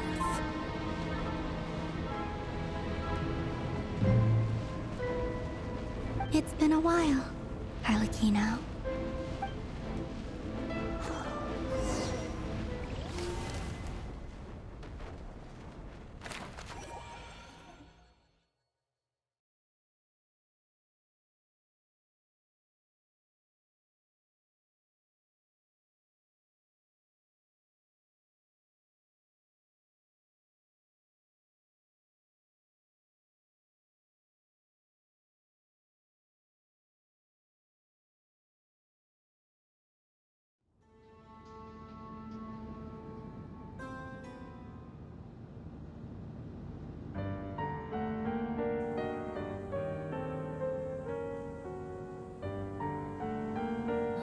Stupid right here of stupid Solnari. Ugh, whatever. I've got all the data I need. Next time we meet, you're finished. He sure doesn't pull his punches. Excuse me, do you need a hand? You can do me a favor by staying out of my way. Can't you see I'm busy? Wait a minute. I recognize that voice. Hello, Miss Sandrone. Father sent us over to help.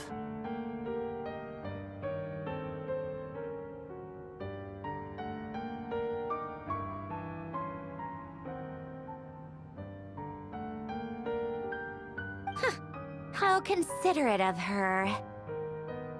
Hey, Fremine, get over here and help me fix this. Lenny, you do your thing. Just keep your sister away from my machines.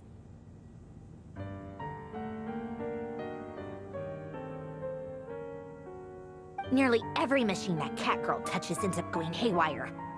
Go put her on cleaning duty or something.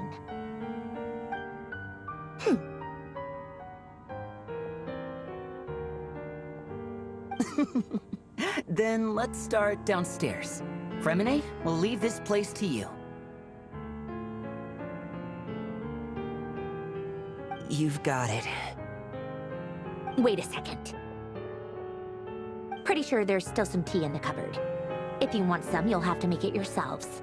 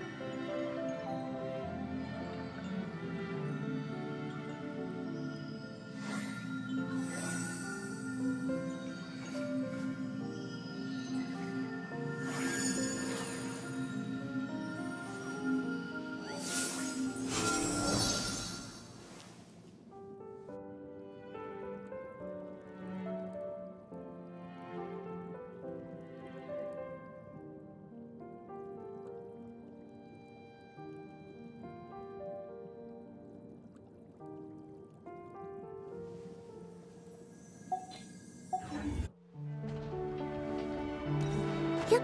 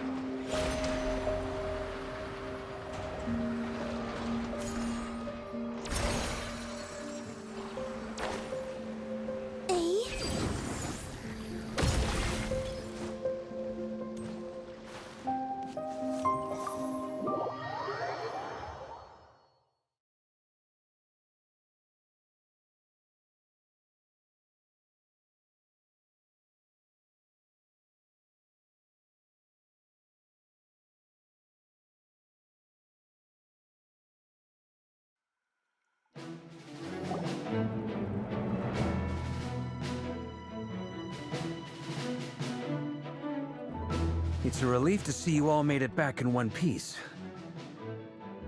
Huh? Feels like there's quite a few people missing. Where's Flint's and the others? And what about Nefer? I returned ahead of them.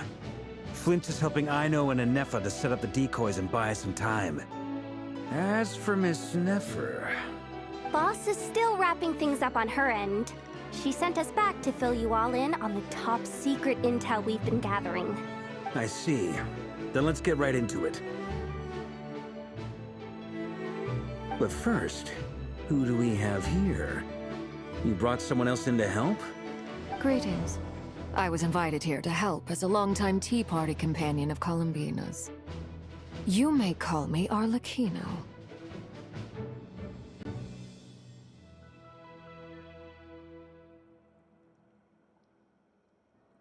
Surely it can't be. Those eyes. Oh, where have I seen them before? Wait, of course. In those memories we just saw. The only Arlecchino I know is the fourth of the Fatui Harbinger.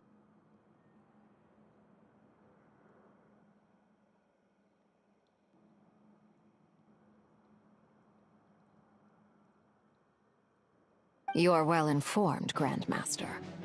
A man from Mondstadt living all the way out here in Nodcry, and yet the people and affairs of Snezhnaya seem to hold a special place in your heart.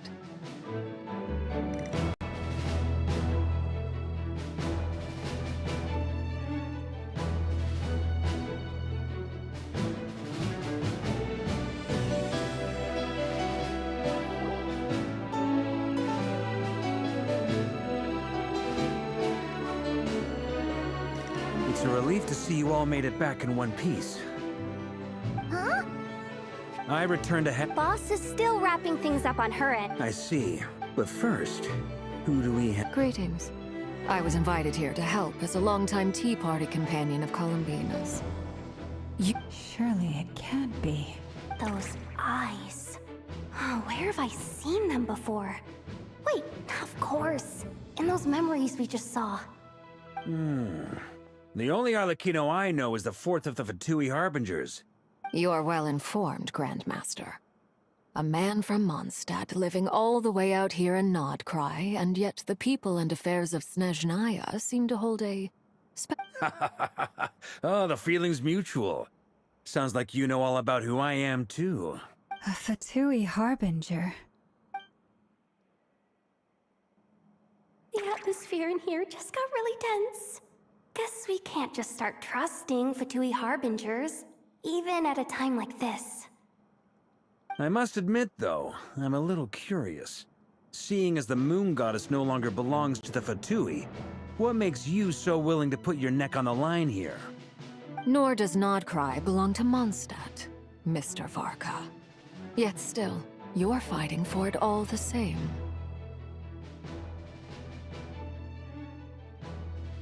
Things don't always have to have a tangible payoff. Sometimes, stopping things from spiraling out of control is a higher priority than chasing the spoils of victory. Of course, I can't say there's nothing in it for me at all. But that's between Columbina and myself.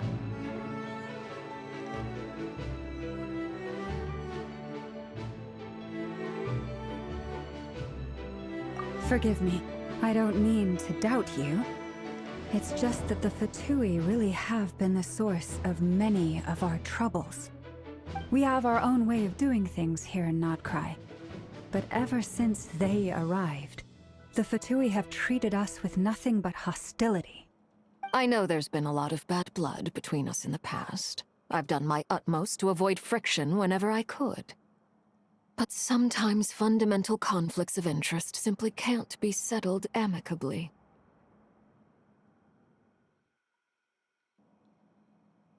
That's why I'm here solely in a personal capacity. This has nothing to do with the Fatui. As a gesture of good faith, I'll be frank. I can help Columbina track down the iridescent moon's marrow, which will help her restore more of her power.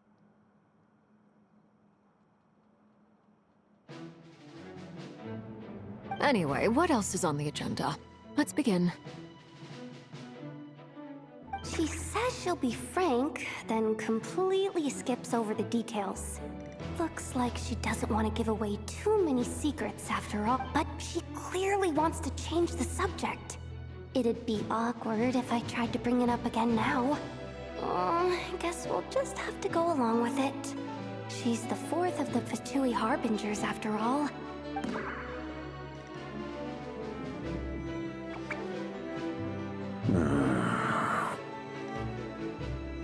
Well, since Miss Arlecchino sounds confident in her ability to handle that, we'll proceed to the next topic. Yehoda, time to share that top-secret intel. All right, listen up, everyone. First, we now know that Rerir was originally a Conrian secret agent whose primary mission was to hunt down and assassinate the so-called Dregs of the Crimson Moon. The Dregs of the Crimson Moon? Mm-hmm. In the memories, there was a lot of talk about the Crimson Moon and Eclipse, and a whole bunch of other stuff from the time of Conria. To my knowledge, those were the names of two different Conrian dynasties. Long, long ago, it is said that the people of Conria worshipped the Crimson Moon, drawing a mysterious power from its reflection. But one day, a coup saw the Crimson Moon eclipsed, hence the name of the new dynasty that replaced it, and how it became the new emblem of Conria. Still, long after the Crimson Moon dynasty had fallen, the last ruler of the Eclipse dynasty, the Vinster King, still coveted the secrets it left behind. So, he sent the Rehir of Solnari to secretly hunt down the Crimson Moon's few remaining followers. In those days, Rerir showed no signs of madness. In fact, he was as normal as any other person. Oh, and he had a fiancé, or at least a would-be fiancé, called What's the Matter?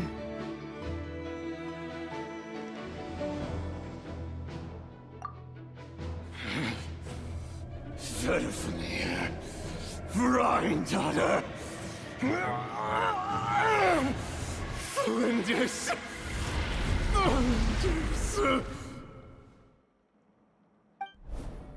Interesting. Anything else?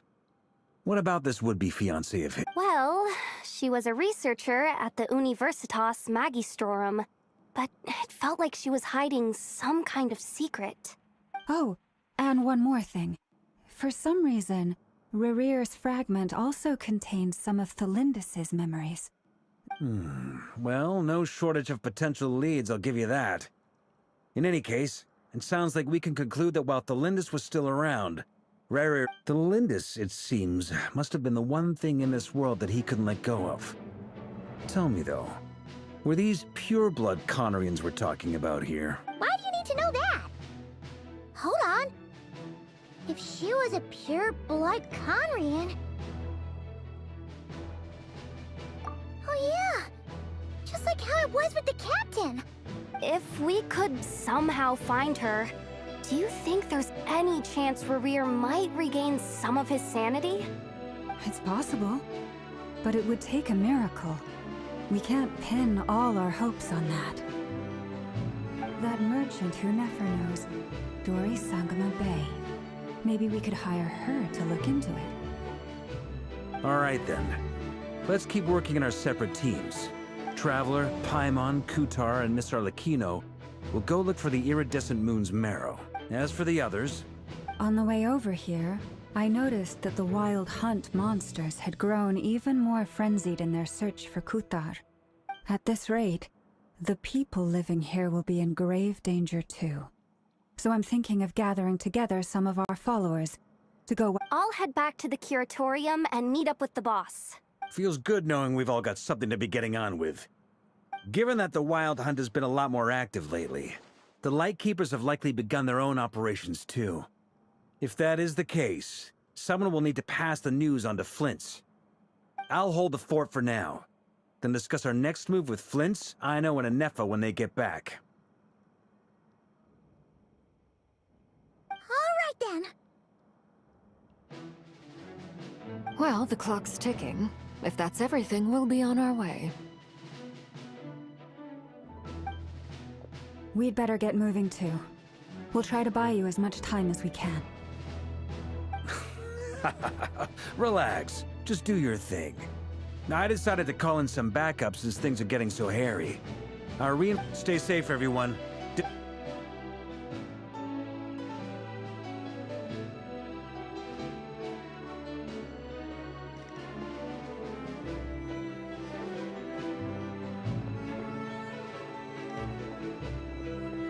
We're back.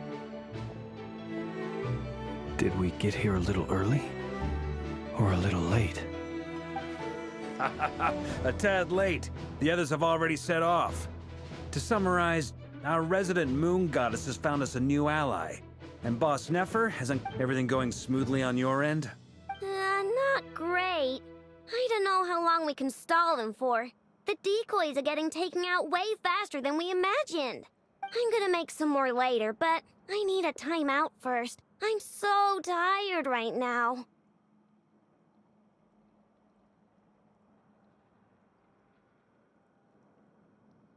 Oh, right! Inefa, could you fill in Uncle Varka on what we just discussed with Flint's? Sure. Uncle Varka, you previously told us about how when you went to investigate a source of the Wild Hunt in Amsvartnir, you discovered that it was just a diversion. But according to Flint's intel, several outbreaks of the Wild Hunt had already occurred in Nodcry in the period that was before Rerir had regained his body, when he was far from regaining his full strength. In other words, in theory at least, he still lacked the means to act in two places at once. Flint's. With everything that's been happening, the Lightkeepers across Nodcry are rallying to fight back against the Wild Hunt. They're gonna need your help. I know, I'm sure you're capable of coming up with something far more effective than decoys. But for now, you should stay here and get some rest. Anefa and I will head back over to Amsvartnir to see if there's anything I missed. I told you Uncle Varka would say that, didn't I? A deal's a deal. Not a word about my snack intake for the next week. Database updated. Reliability of Aino's predictions increased. What does that mean? They were betting on how you'd respond after hearing their... It's the obvious choice, isn't it? That's hardly worth betting on. We already decided that Anefa should go investigate the situation over at Amsvartnir on her own. Someone needs to hang back and oversee our strategy meetings. And besides, you still haven't fully recovered from ambushing Rerir. So I've ended up with the easiest assignment. Well, I appreciated it.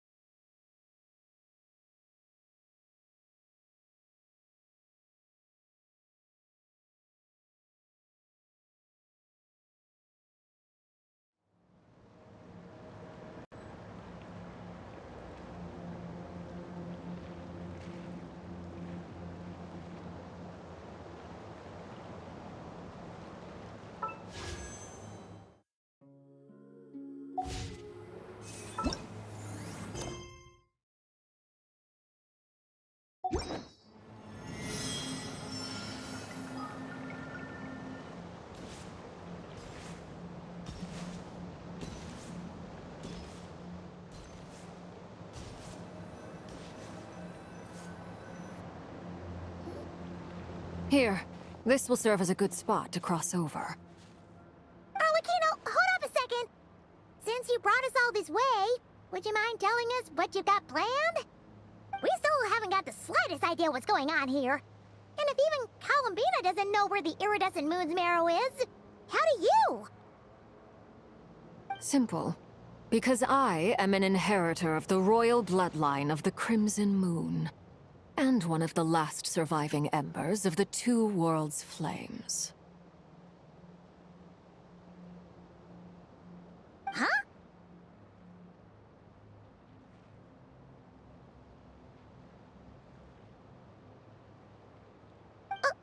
Are you serious? Isn't you're a descendant of that Crimson Moon dynasty we were just talking about? The one from ancient Conria?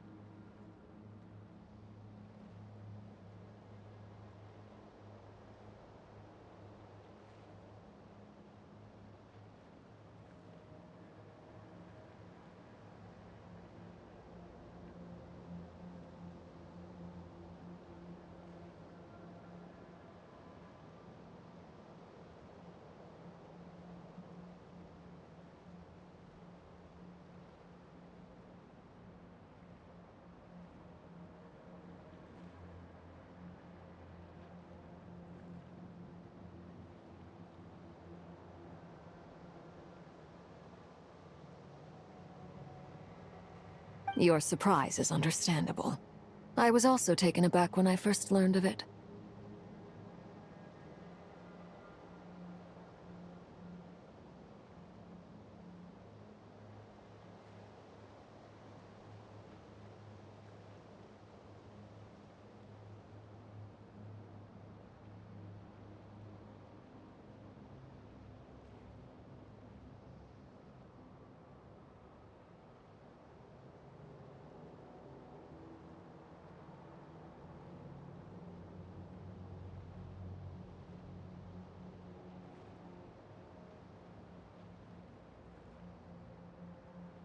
But the more I thought about it, the more I realized The signs had been there all along. When I was young, I discovered I could wield a very special kind of fire. It coursed like blood through my veins and smoldered away inside my nerves. What's more, whenever I experienced strong bursts of emotion or drew too deeply on this power, it was like some kind of presence within the fire would begin to gnaw away at me, consuming me from the... Exactly. That is why my hands are like this, too. At first, I saw it only as a curse, but once I became a harbinger, the Jester apprised me of the truth. Together with my own investigations, over the past few years, there are several things that I have gradually... For instance, take the so-called Crimson Moon. In truth, it is nothing more than the shattered remnants of the iridescent moon, fused with the abyss to prolong its lifespan. Since this blood flame was bestowed upon me by the Crimson Moon, it is a fusion of the iridescent moon's former power and the corruption of the abyss. You all understand the nature of the abyss well enough. I draw upon its power, and in return, it hungers for my soul. This strange blackness is the mark of corruption it has left behind. If I recall correctly, you once told me that if the corruption ever made it to your heart, you'd become a completely different person. Yes, and that's the reason I'm always careful not to push my power too far. It's essentially a never... Whew.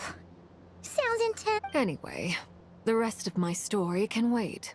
Is there anything else about the Crimson Moon or the Iridescent Moon that you're unclear about? Paimon has a question! So, the Crimson Moon that the Karians used to worship was actually the Iridescent Moon, right? Which was one of the three... Does that mean that the Karians were to the Crimson Moon as the Frost Moon Scions are to the Frost Moon? So much of that history has been lost. We have no way of knowing exactly what they were like. But I would suspect that the Conrians weren't as devout in their moon worship as it might appear. The iridescent moon's remains simply served as their link to the Abyss. Later on, perhaps someone discovered a way to make direct contact with the Abyss. Or maybe there was some kind of ideological divide. Either way, a dissenting faction staged a coup and drove out the royal heirs of the Crimson. Still, even with the dark sun looming high overhead, the Crimson Moon's glow never truly faded. If you want living proof, it's standing right before you. The first time we met, I sensed something familiar in your presence. When I looked at you, I felt I could see that mysterious red moon in the corner of my eye. In your flames, I saw its broken image, surrounded by a string. Well, I appreciate that you kept it to yourself. Much about the Crimson Moon is still a mystery, and I'd prefer not to end up as the object of an insane research project. Anyway, time is against us here, so if there's any other questions, they'll have to wait. I just want to make sure I've got one thing straight. In her letters, Sandrone mentioned that since you are unable to contain the iridescent moon's marrow yourself, you intend to leave it in my custody, correct? That's right. For now, it's the only way I can pay you back. The iridescent moon is already part of who you are. So with its marrow in your possession, you'll be even more powerful than before. Deal. Then let's get started. Get what started? What does this place have to do with the Crimson Moon?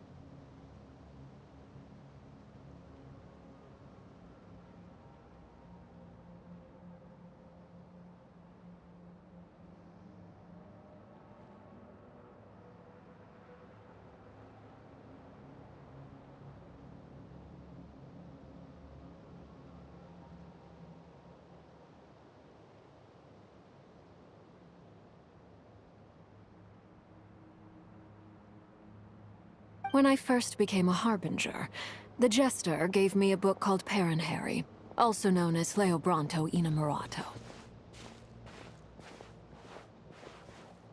You should be able to buy a copy next time you're in Fontaine.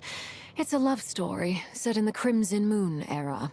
But setting aside the tangled romances of its characters, it also records a few interesting details. In the Crimson Moon era, or so the story goes, there was an orphanage that received children from beyond the bounds of this world, and subjected them to a peculiar induction ceremony. World for beings with powers that surpassed the gods. But fearing they might lose control, they subjected these children to a process of refinement.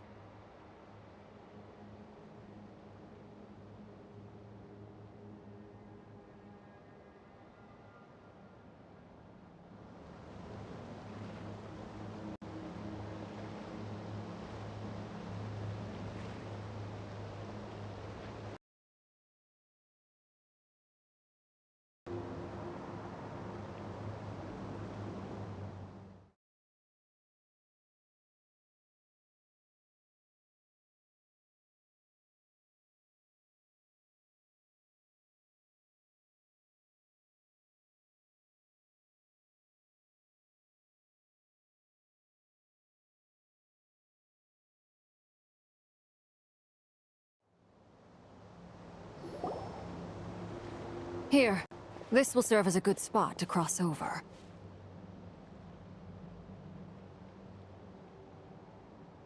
Arlecchino, hold up a second! Since you brought us, we still haven't got... Simple. Because I am an inheritor of... Huh? Your surprises, but the more I thought... When I was young, I discovered I could wield a very special kind of... What's more, whenever I experienced strong bursts of emotion or... Exactly. Together with my own investigations over the past few years, for instance, take the so-called Crimson Moon. In truth, it is nothing more than the shadow. Since this blood flame was you all understand the nature of the Abyss well enough. If I recall correctly, you once told me that... Yes. And that's the reason I'm always careful not to push my power too far. It's essentially a never-ending tug-of-war. Whew. Sounds intense. Anyway, the rest of my story... does that mean that the Conrians were to the Crimson Moon? So much of that history has been lost. We have no way of knowing exactly what they... But I would suspect that the Conrians weren't as devout in their moon worship as it might appear. The iridescent moon's remains simply served as their link to the Abyss. Later on, perhaps someone discovered a way to make direct contact with the Abyss. Or maybe there was some kind of ideological divide. Either way, a dissenting faction staged a coup and drove out the royal heirs of the Crimson Moon dynasty. Still, even with... The first time we met, I sensed something familiar when I looked at you. Well, I appreciate that you kept it to yourself. Much about the Crimson Moon. Anyway, time is against us. I just want to make sure I've got one thing straight. In her letter, Sandra... That's right. The iridescent moon is... Deal. Then let's get... Get what started? When I first became a Harbinger, the Jester gave me a book called Harry. Also known... You should be able to buy a copy next time you're in Fontaine. It's a love story set in the Crimson Moon era. But setting aside the tangled romance, in the Crimson Moon era, or so the story goes, there was an orphanage that received children from beyond the bounds of this world, and subjected them to a peculiar induction ceremony. Beyond the bounds of this world? For real? And what... The Crimson Moon sages looked beyond this world for beings with powers that surpassed the gods. But fearing they might lose control, they subjected these children to a process of refinement. They made these children crawl up a fireplace and kept asking them, "Have you died? Did you see it?" Until they finally admitted to having died and seen. The adults embraced the children who passed the ritual, telling them, "Within the fireplace, you have traversed the flames between two worlds. Here and now, you are born anew." The book leaves much unsaid. But I suspect that this was their way of branding the children they had enrolled, leaving an indelible mark upon them so that they would forever live in the Crimson Moon's light. That explains why I can't sense the Crimson Moon's marrow in this world. It makes sense that it would be sealed in a special space that can only be accessed temporarily through some kind of ritual. But there's no fireplace here. Do you see a chimney anywhere? Oh, are we supposed to build it ourselves? That won't be necessary. The fireplace is purely symbolic. The key to the ritual is crossing the flames between two worlds. In other words, the flames that burn within me. Those burned away by such flames leave behind a kind of ghostly afterimage in the world. In the days of Conria, people believed they could be used to bridge the gap between the two worlds of life and death. In short, I can open a passage to that space for you. That's the easy part. The catch is I'll need to stay on this side to keep the passage open, so I won't be able to come with you. Once you're inside, you'll have to find your own way. Very well. Then I'll open it up. Traveler, spare me a little more moonlight if you would. I may need it.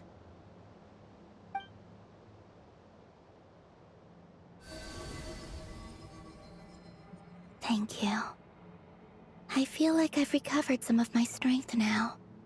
It should be enough to move us across short distances and confront whatever dangers might await.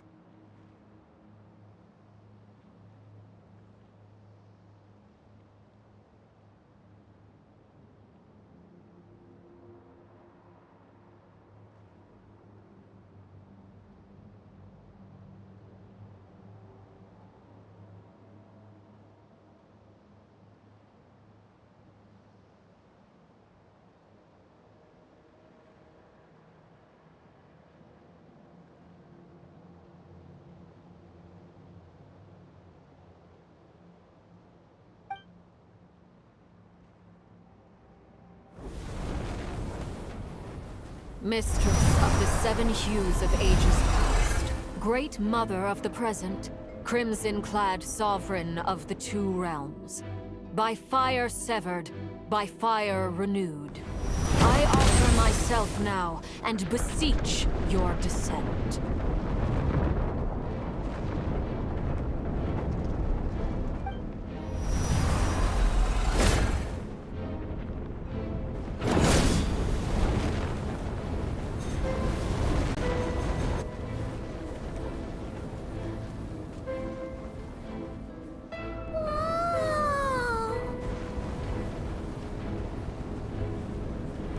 One word of advice.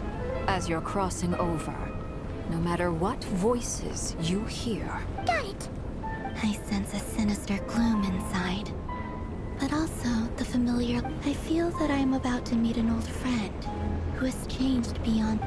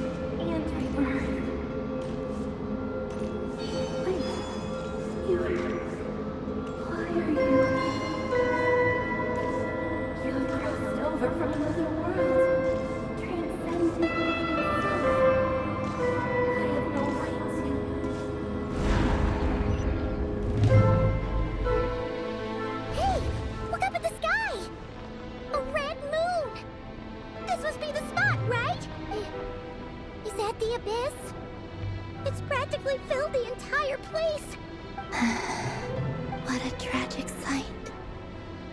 Fragments of your broken body, seized by the abyss, and hung up aloft like mummified remains. Iridescent moon was... Careful! There's something spooky about this place. Haimon's right behind you. Whatever you do, don't run off without her.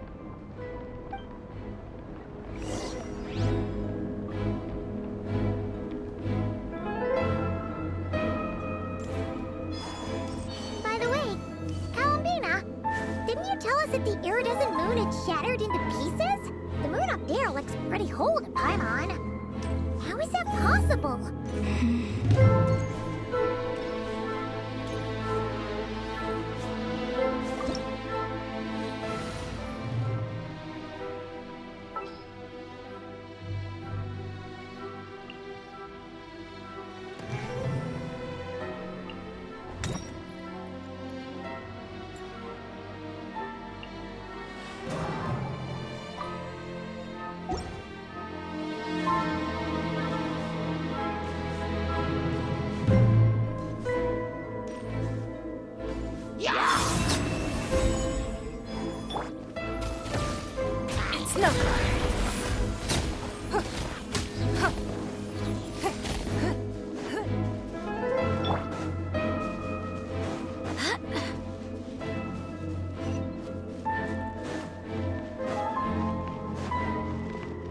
Just like I thought.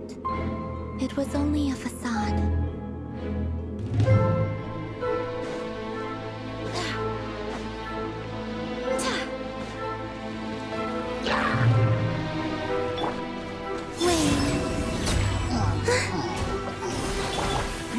Give up.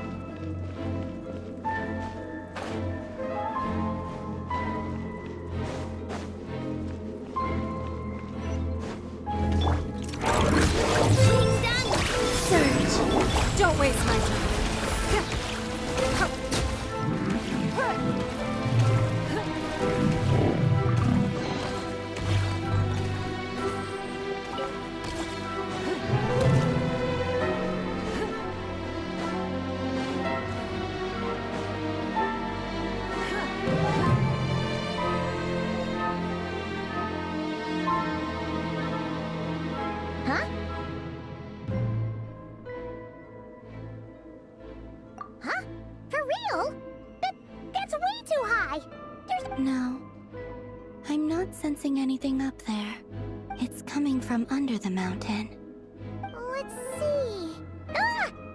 There's some kind of weird shadow over the water.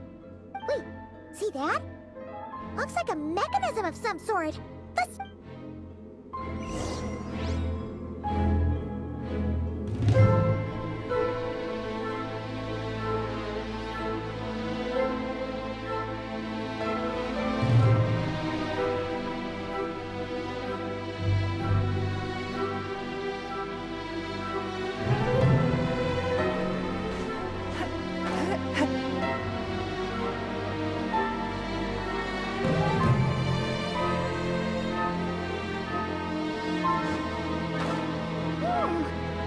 Looks like a device from the time of Kalia. Maybe people once came here to study the Crimson Moon's domain, and they left this behind. Oh, if we can activate it, we might find some clues.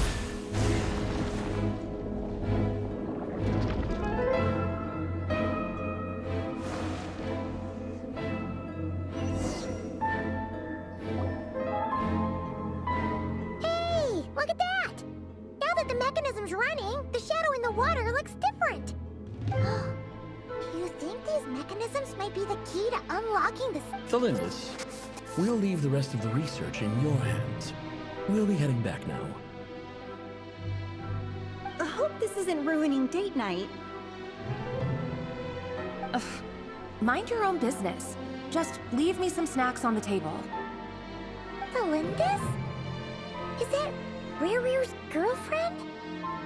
How come we're hearing her voice here? Oh yeah! So, do you think she was studying this strange space all along? The Abyss has made this space extremely unstable. Maybe that's why some of the things she said and did were preserved here. Like whenever I see this view, it takes me back to a poem from my childhood. Waning moon, oh lifeless damsel, weeping on the mountain crest. Mourning still in wistful tone, her fragile soul now laid. For me, of all people, to be here investigating the mysteries of the Crimson Moon space. Is it a coincidence?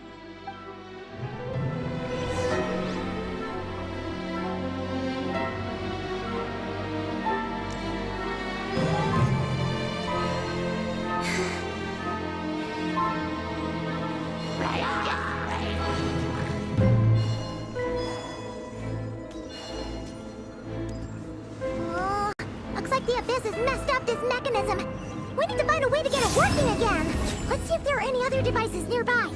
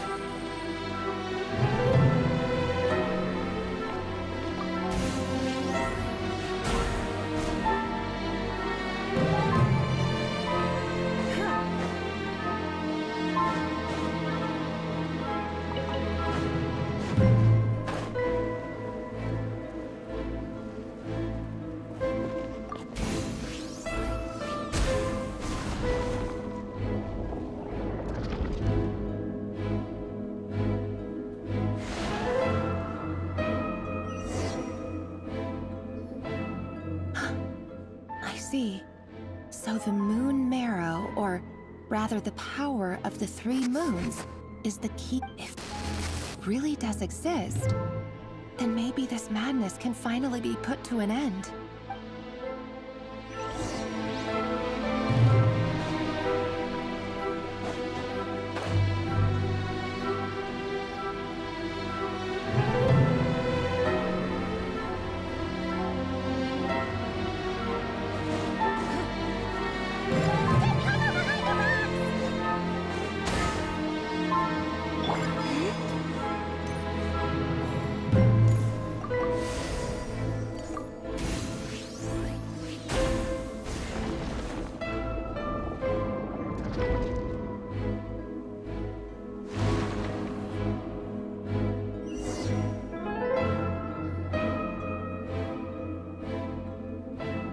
With the Abyss inhibitors in place, I should be able to access the chamber with the Moon Marrow.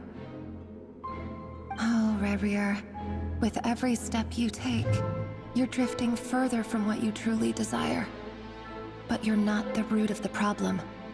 Ever since that outsider set foot in Conria, if only I could get my hands on that outsider.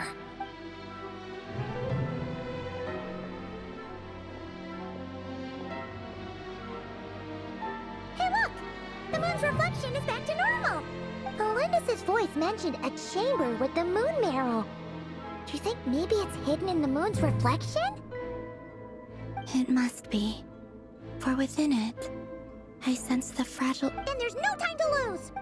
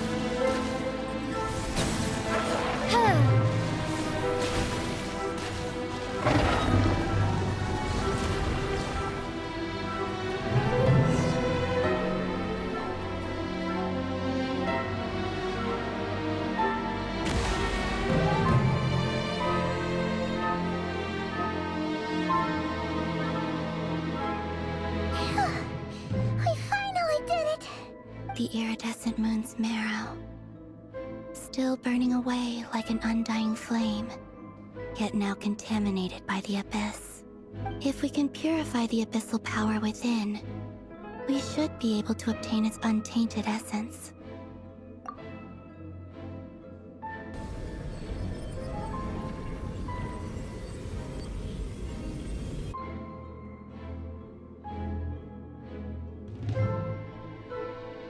It's so...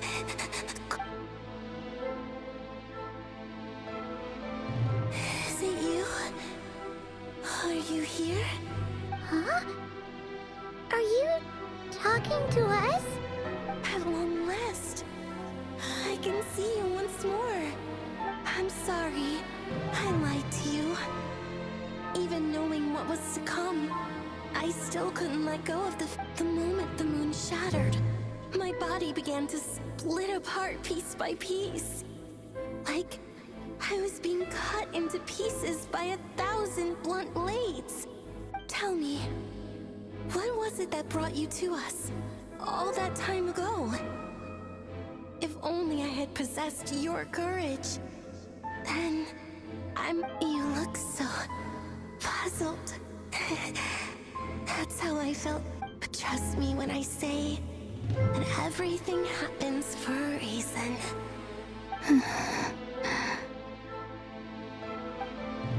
What was that all about?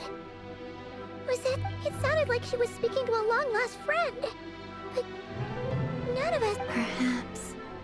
She took me for the goddess of the frost moon she once knew. For a fading soul like hers, our auras must be too similar to tell apart. But anyway, we've got the iridescent moon's marrow now. That should help you regain your strength. All right, time to leave this place.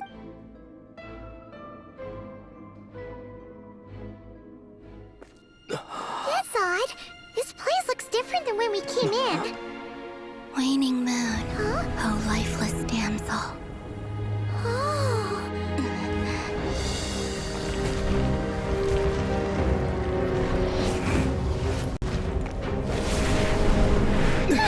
Hurry! The place is collapsing! It wants to trap us here. Who's it? The Abyss? Now we've taken the moon marrow. All that's left here is a dark will. It will show us no mercy.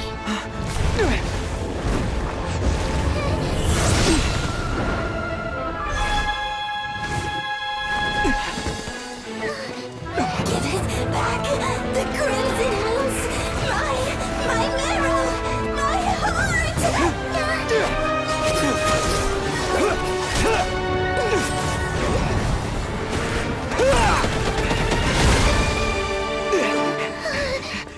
Finally! Huh? Oh no! The exit's blocked! They're back! Now what do we do? This is where you fall. Witness my rise. Hey, What are you waiting for?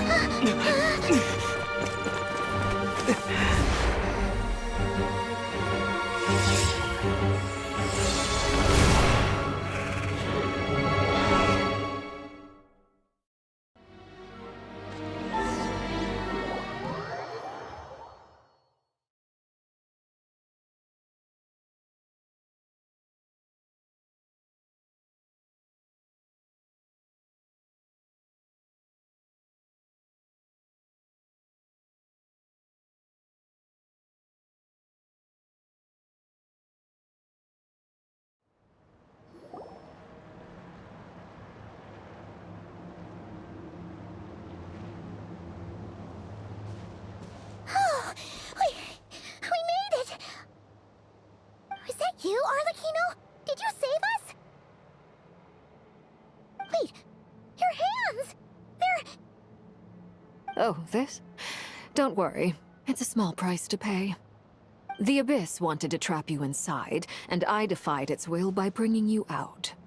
No wonder it's a little angry.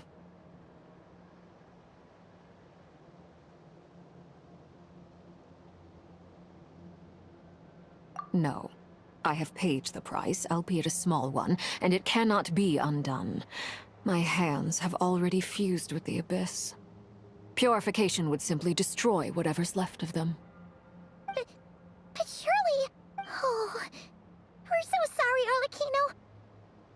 As much as I'd like to call it a favor, the truth is I was simply holding up my end of the deal. Yes, you did your part. And as promised, I will leave the iridescent moon's marrow in your care. From this day forth,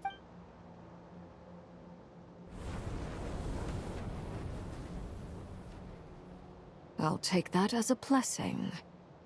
Now, Columbina, give me your hand. Accept this moonlight I offer in return.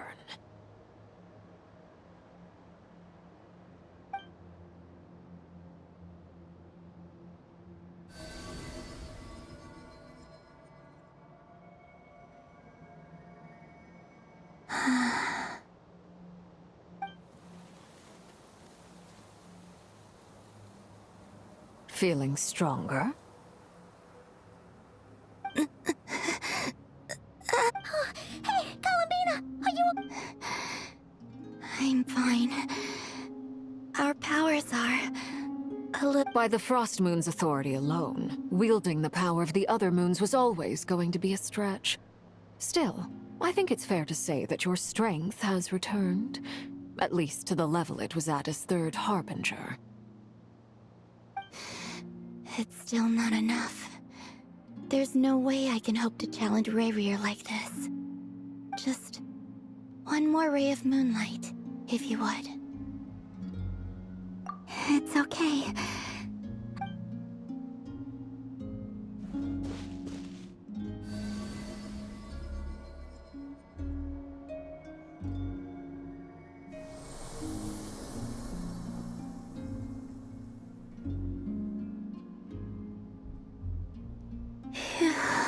How about now? Fighting fit? At the very least, I won't have to stay hidden like before. I want to see him gone from Not Cry. The Rayheer of Solnari and his wild hunt must be sent back where they belong. Well, it's good to have something to aim for. You certainly seem more like... When I first met you, you didn't strike me as a ray of moonlight. More like a wisp of fog drifting in from who knows where, ready to scatter at the first sign of a breeze. But now, you're full of vitality. Just like the Frost Moon, once the brightest of them all. May you keep shining, Columbina. Thank you. Look after yourself too, Arlecchino. I know you have plans of your own, and that's why you're always seeking to grow stronger. But whatever you're after, don't let the Abyss take a hold of you. I do not wish to see you go down the same path as Rayrier. I appreciate the concern, Columbina. Although perhaps it's time you took a new name. A new name? Kutar, the Moon Maiden, Columbina. They're nothing more than code names. They describe who she is and the roles she's played. But we often use code names in the House of the Hearth, too. But it's knowing your real name that keeps you grounded. Up till now, you've been living a wandering life, so you've probably never All I'll say is this. Once you've defeated All right, that's it from me. I'll get you back safely first, then go meet up with Sandrone. You're the best! I appreciate the gesture. It speaks to your good character. Anyway,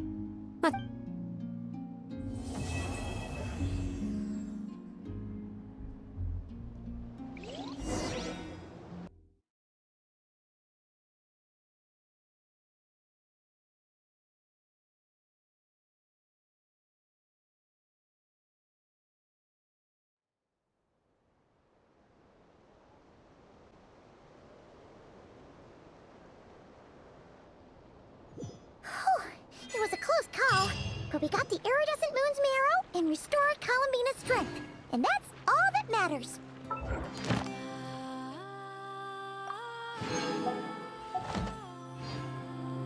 I created another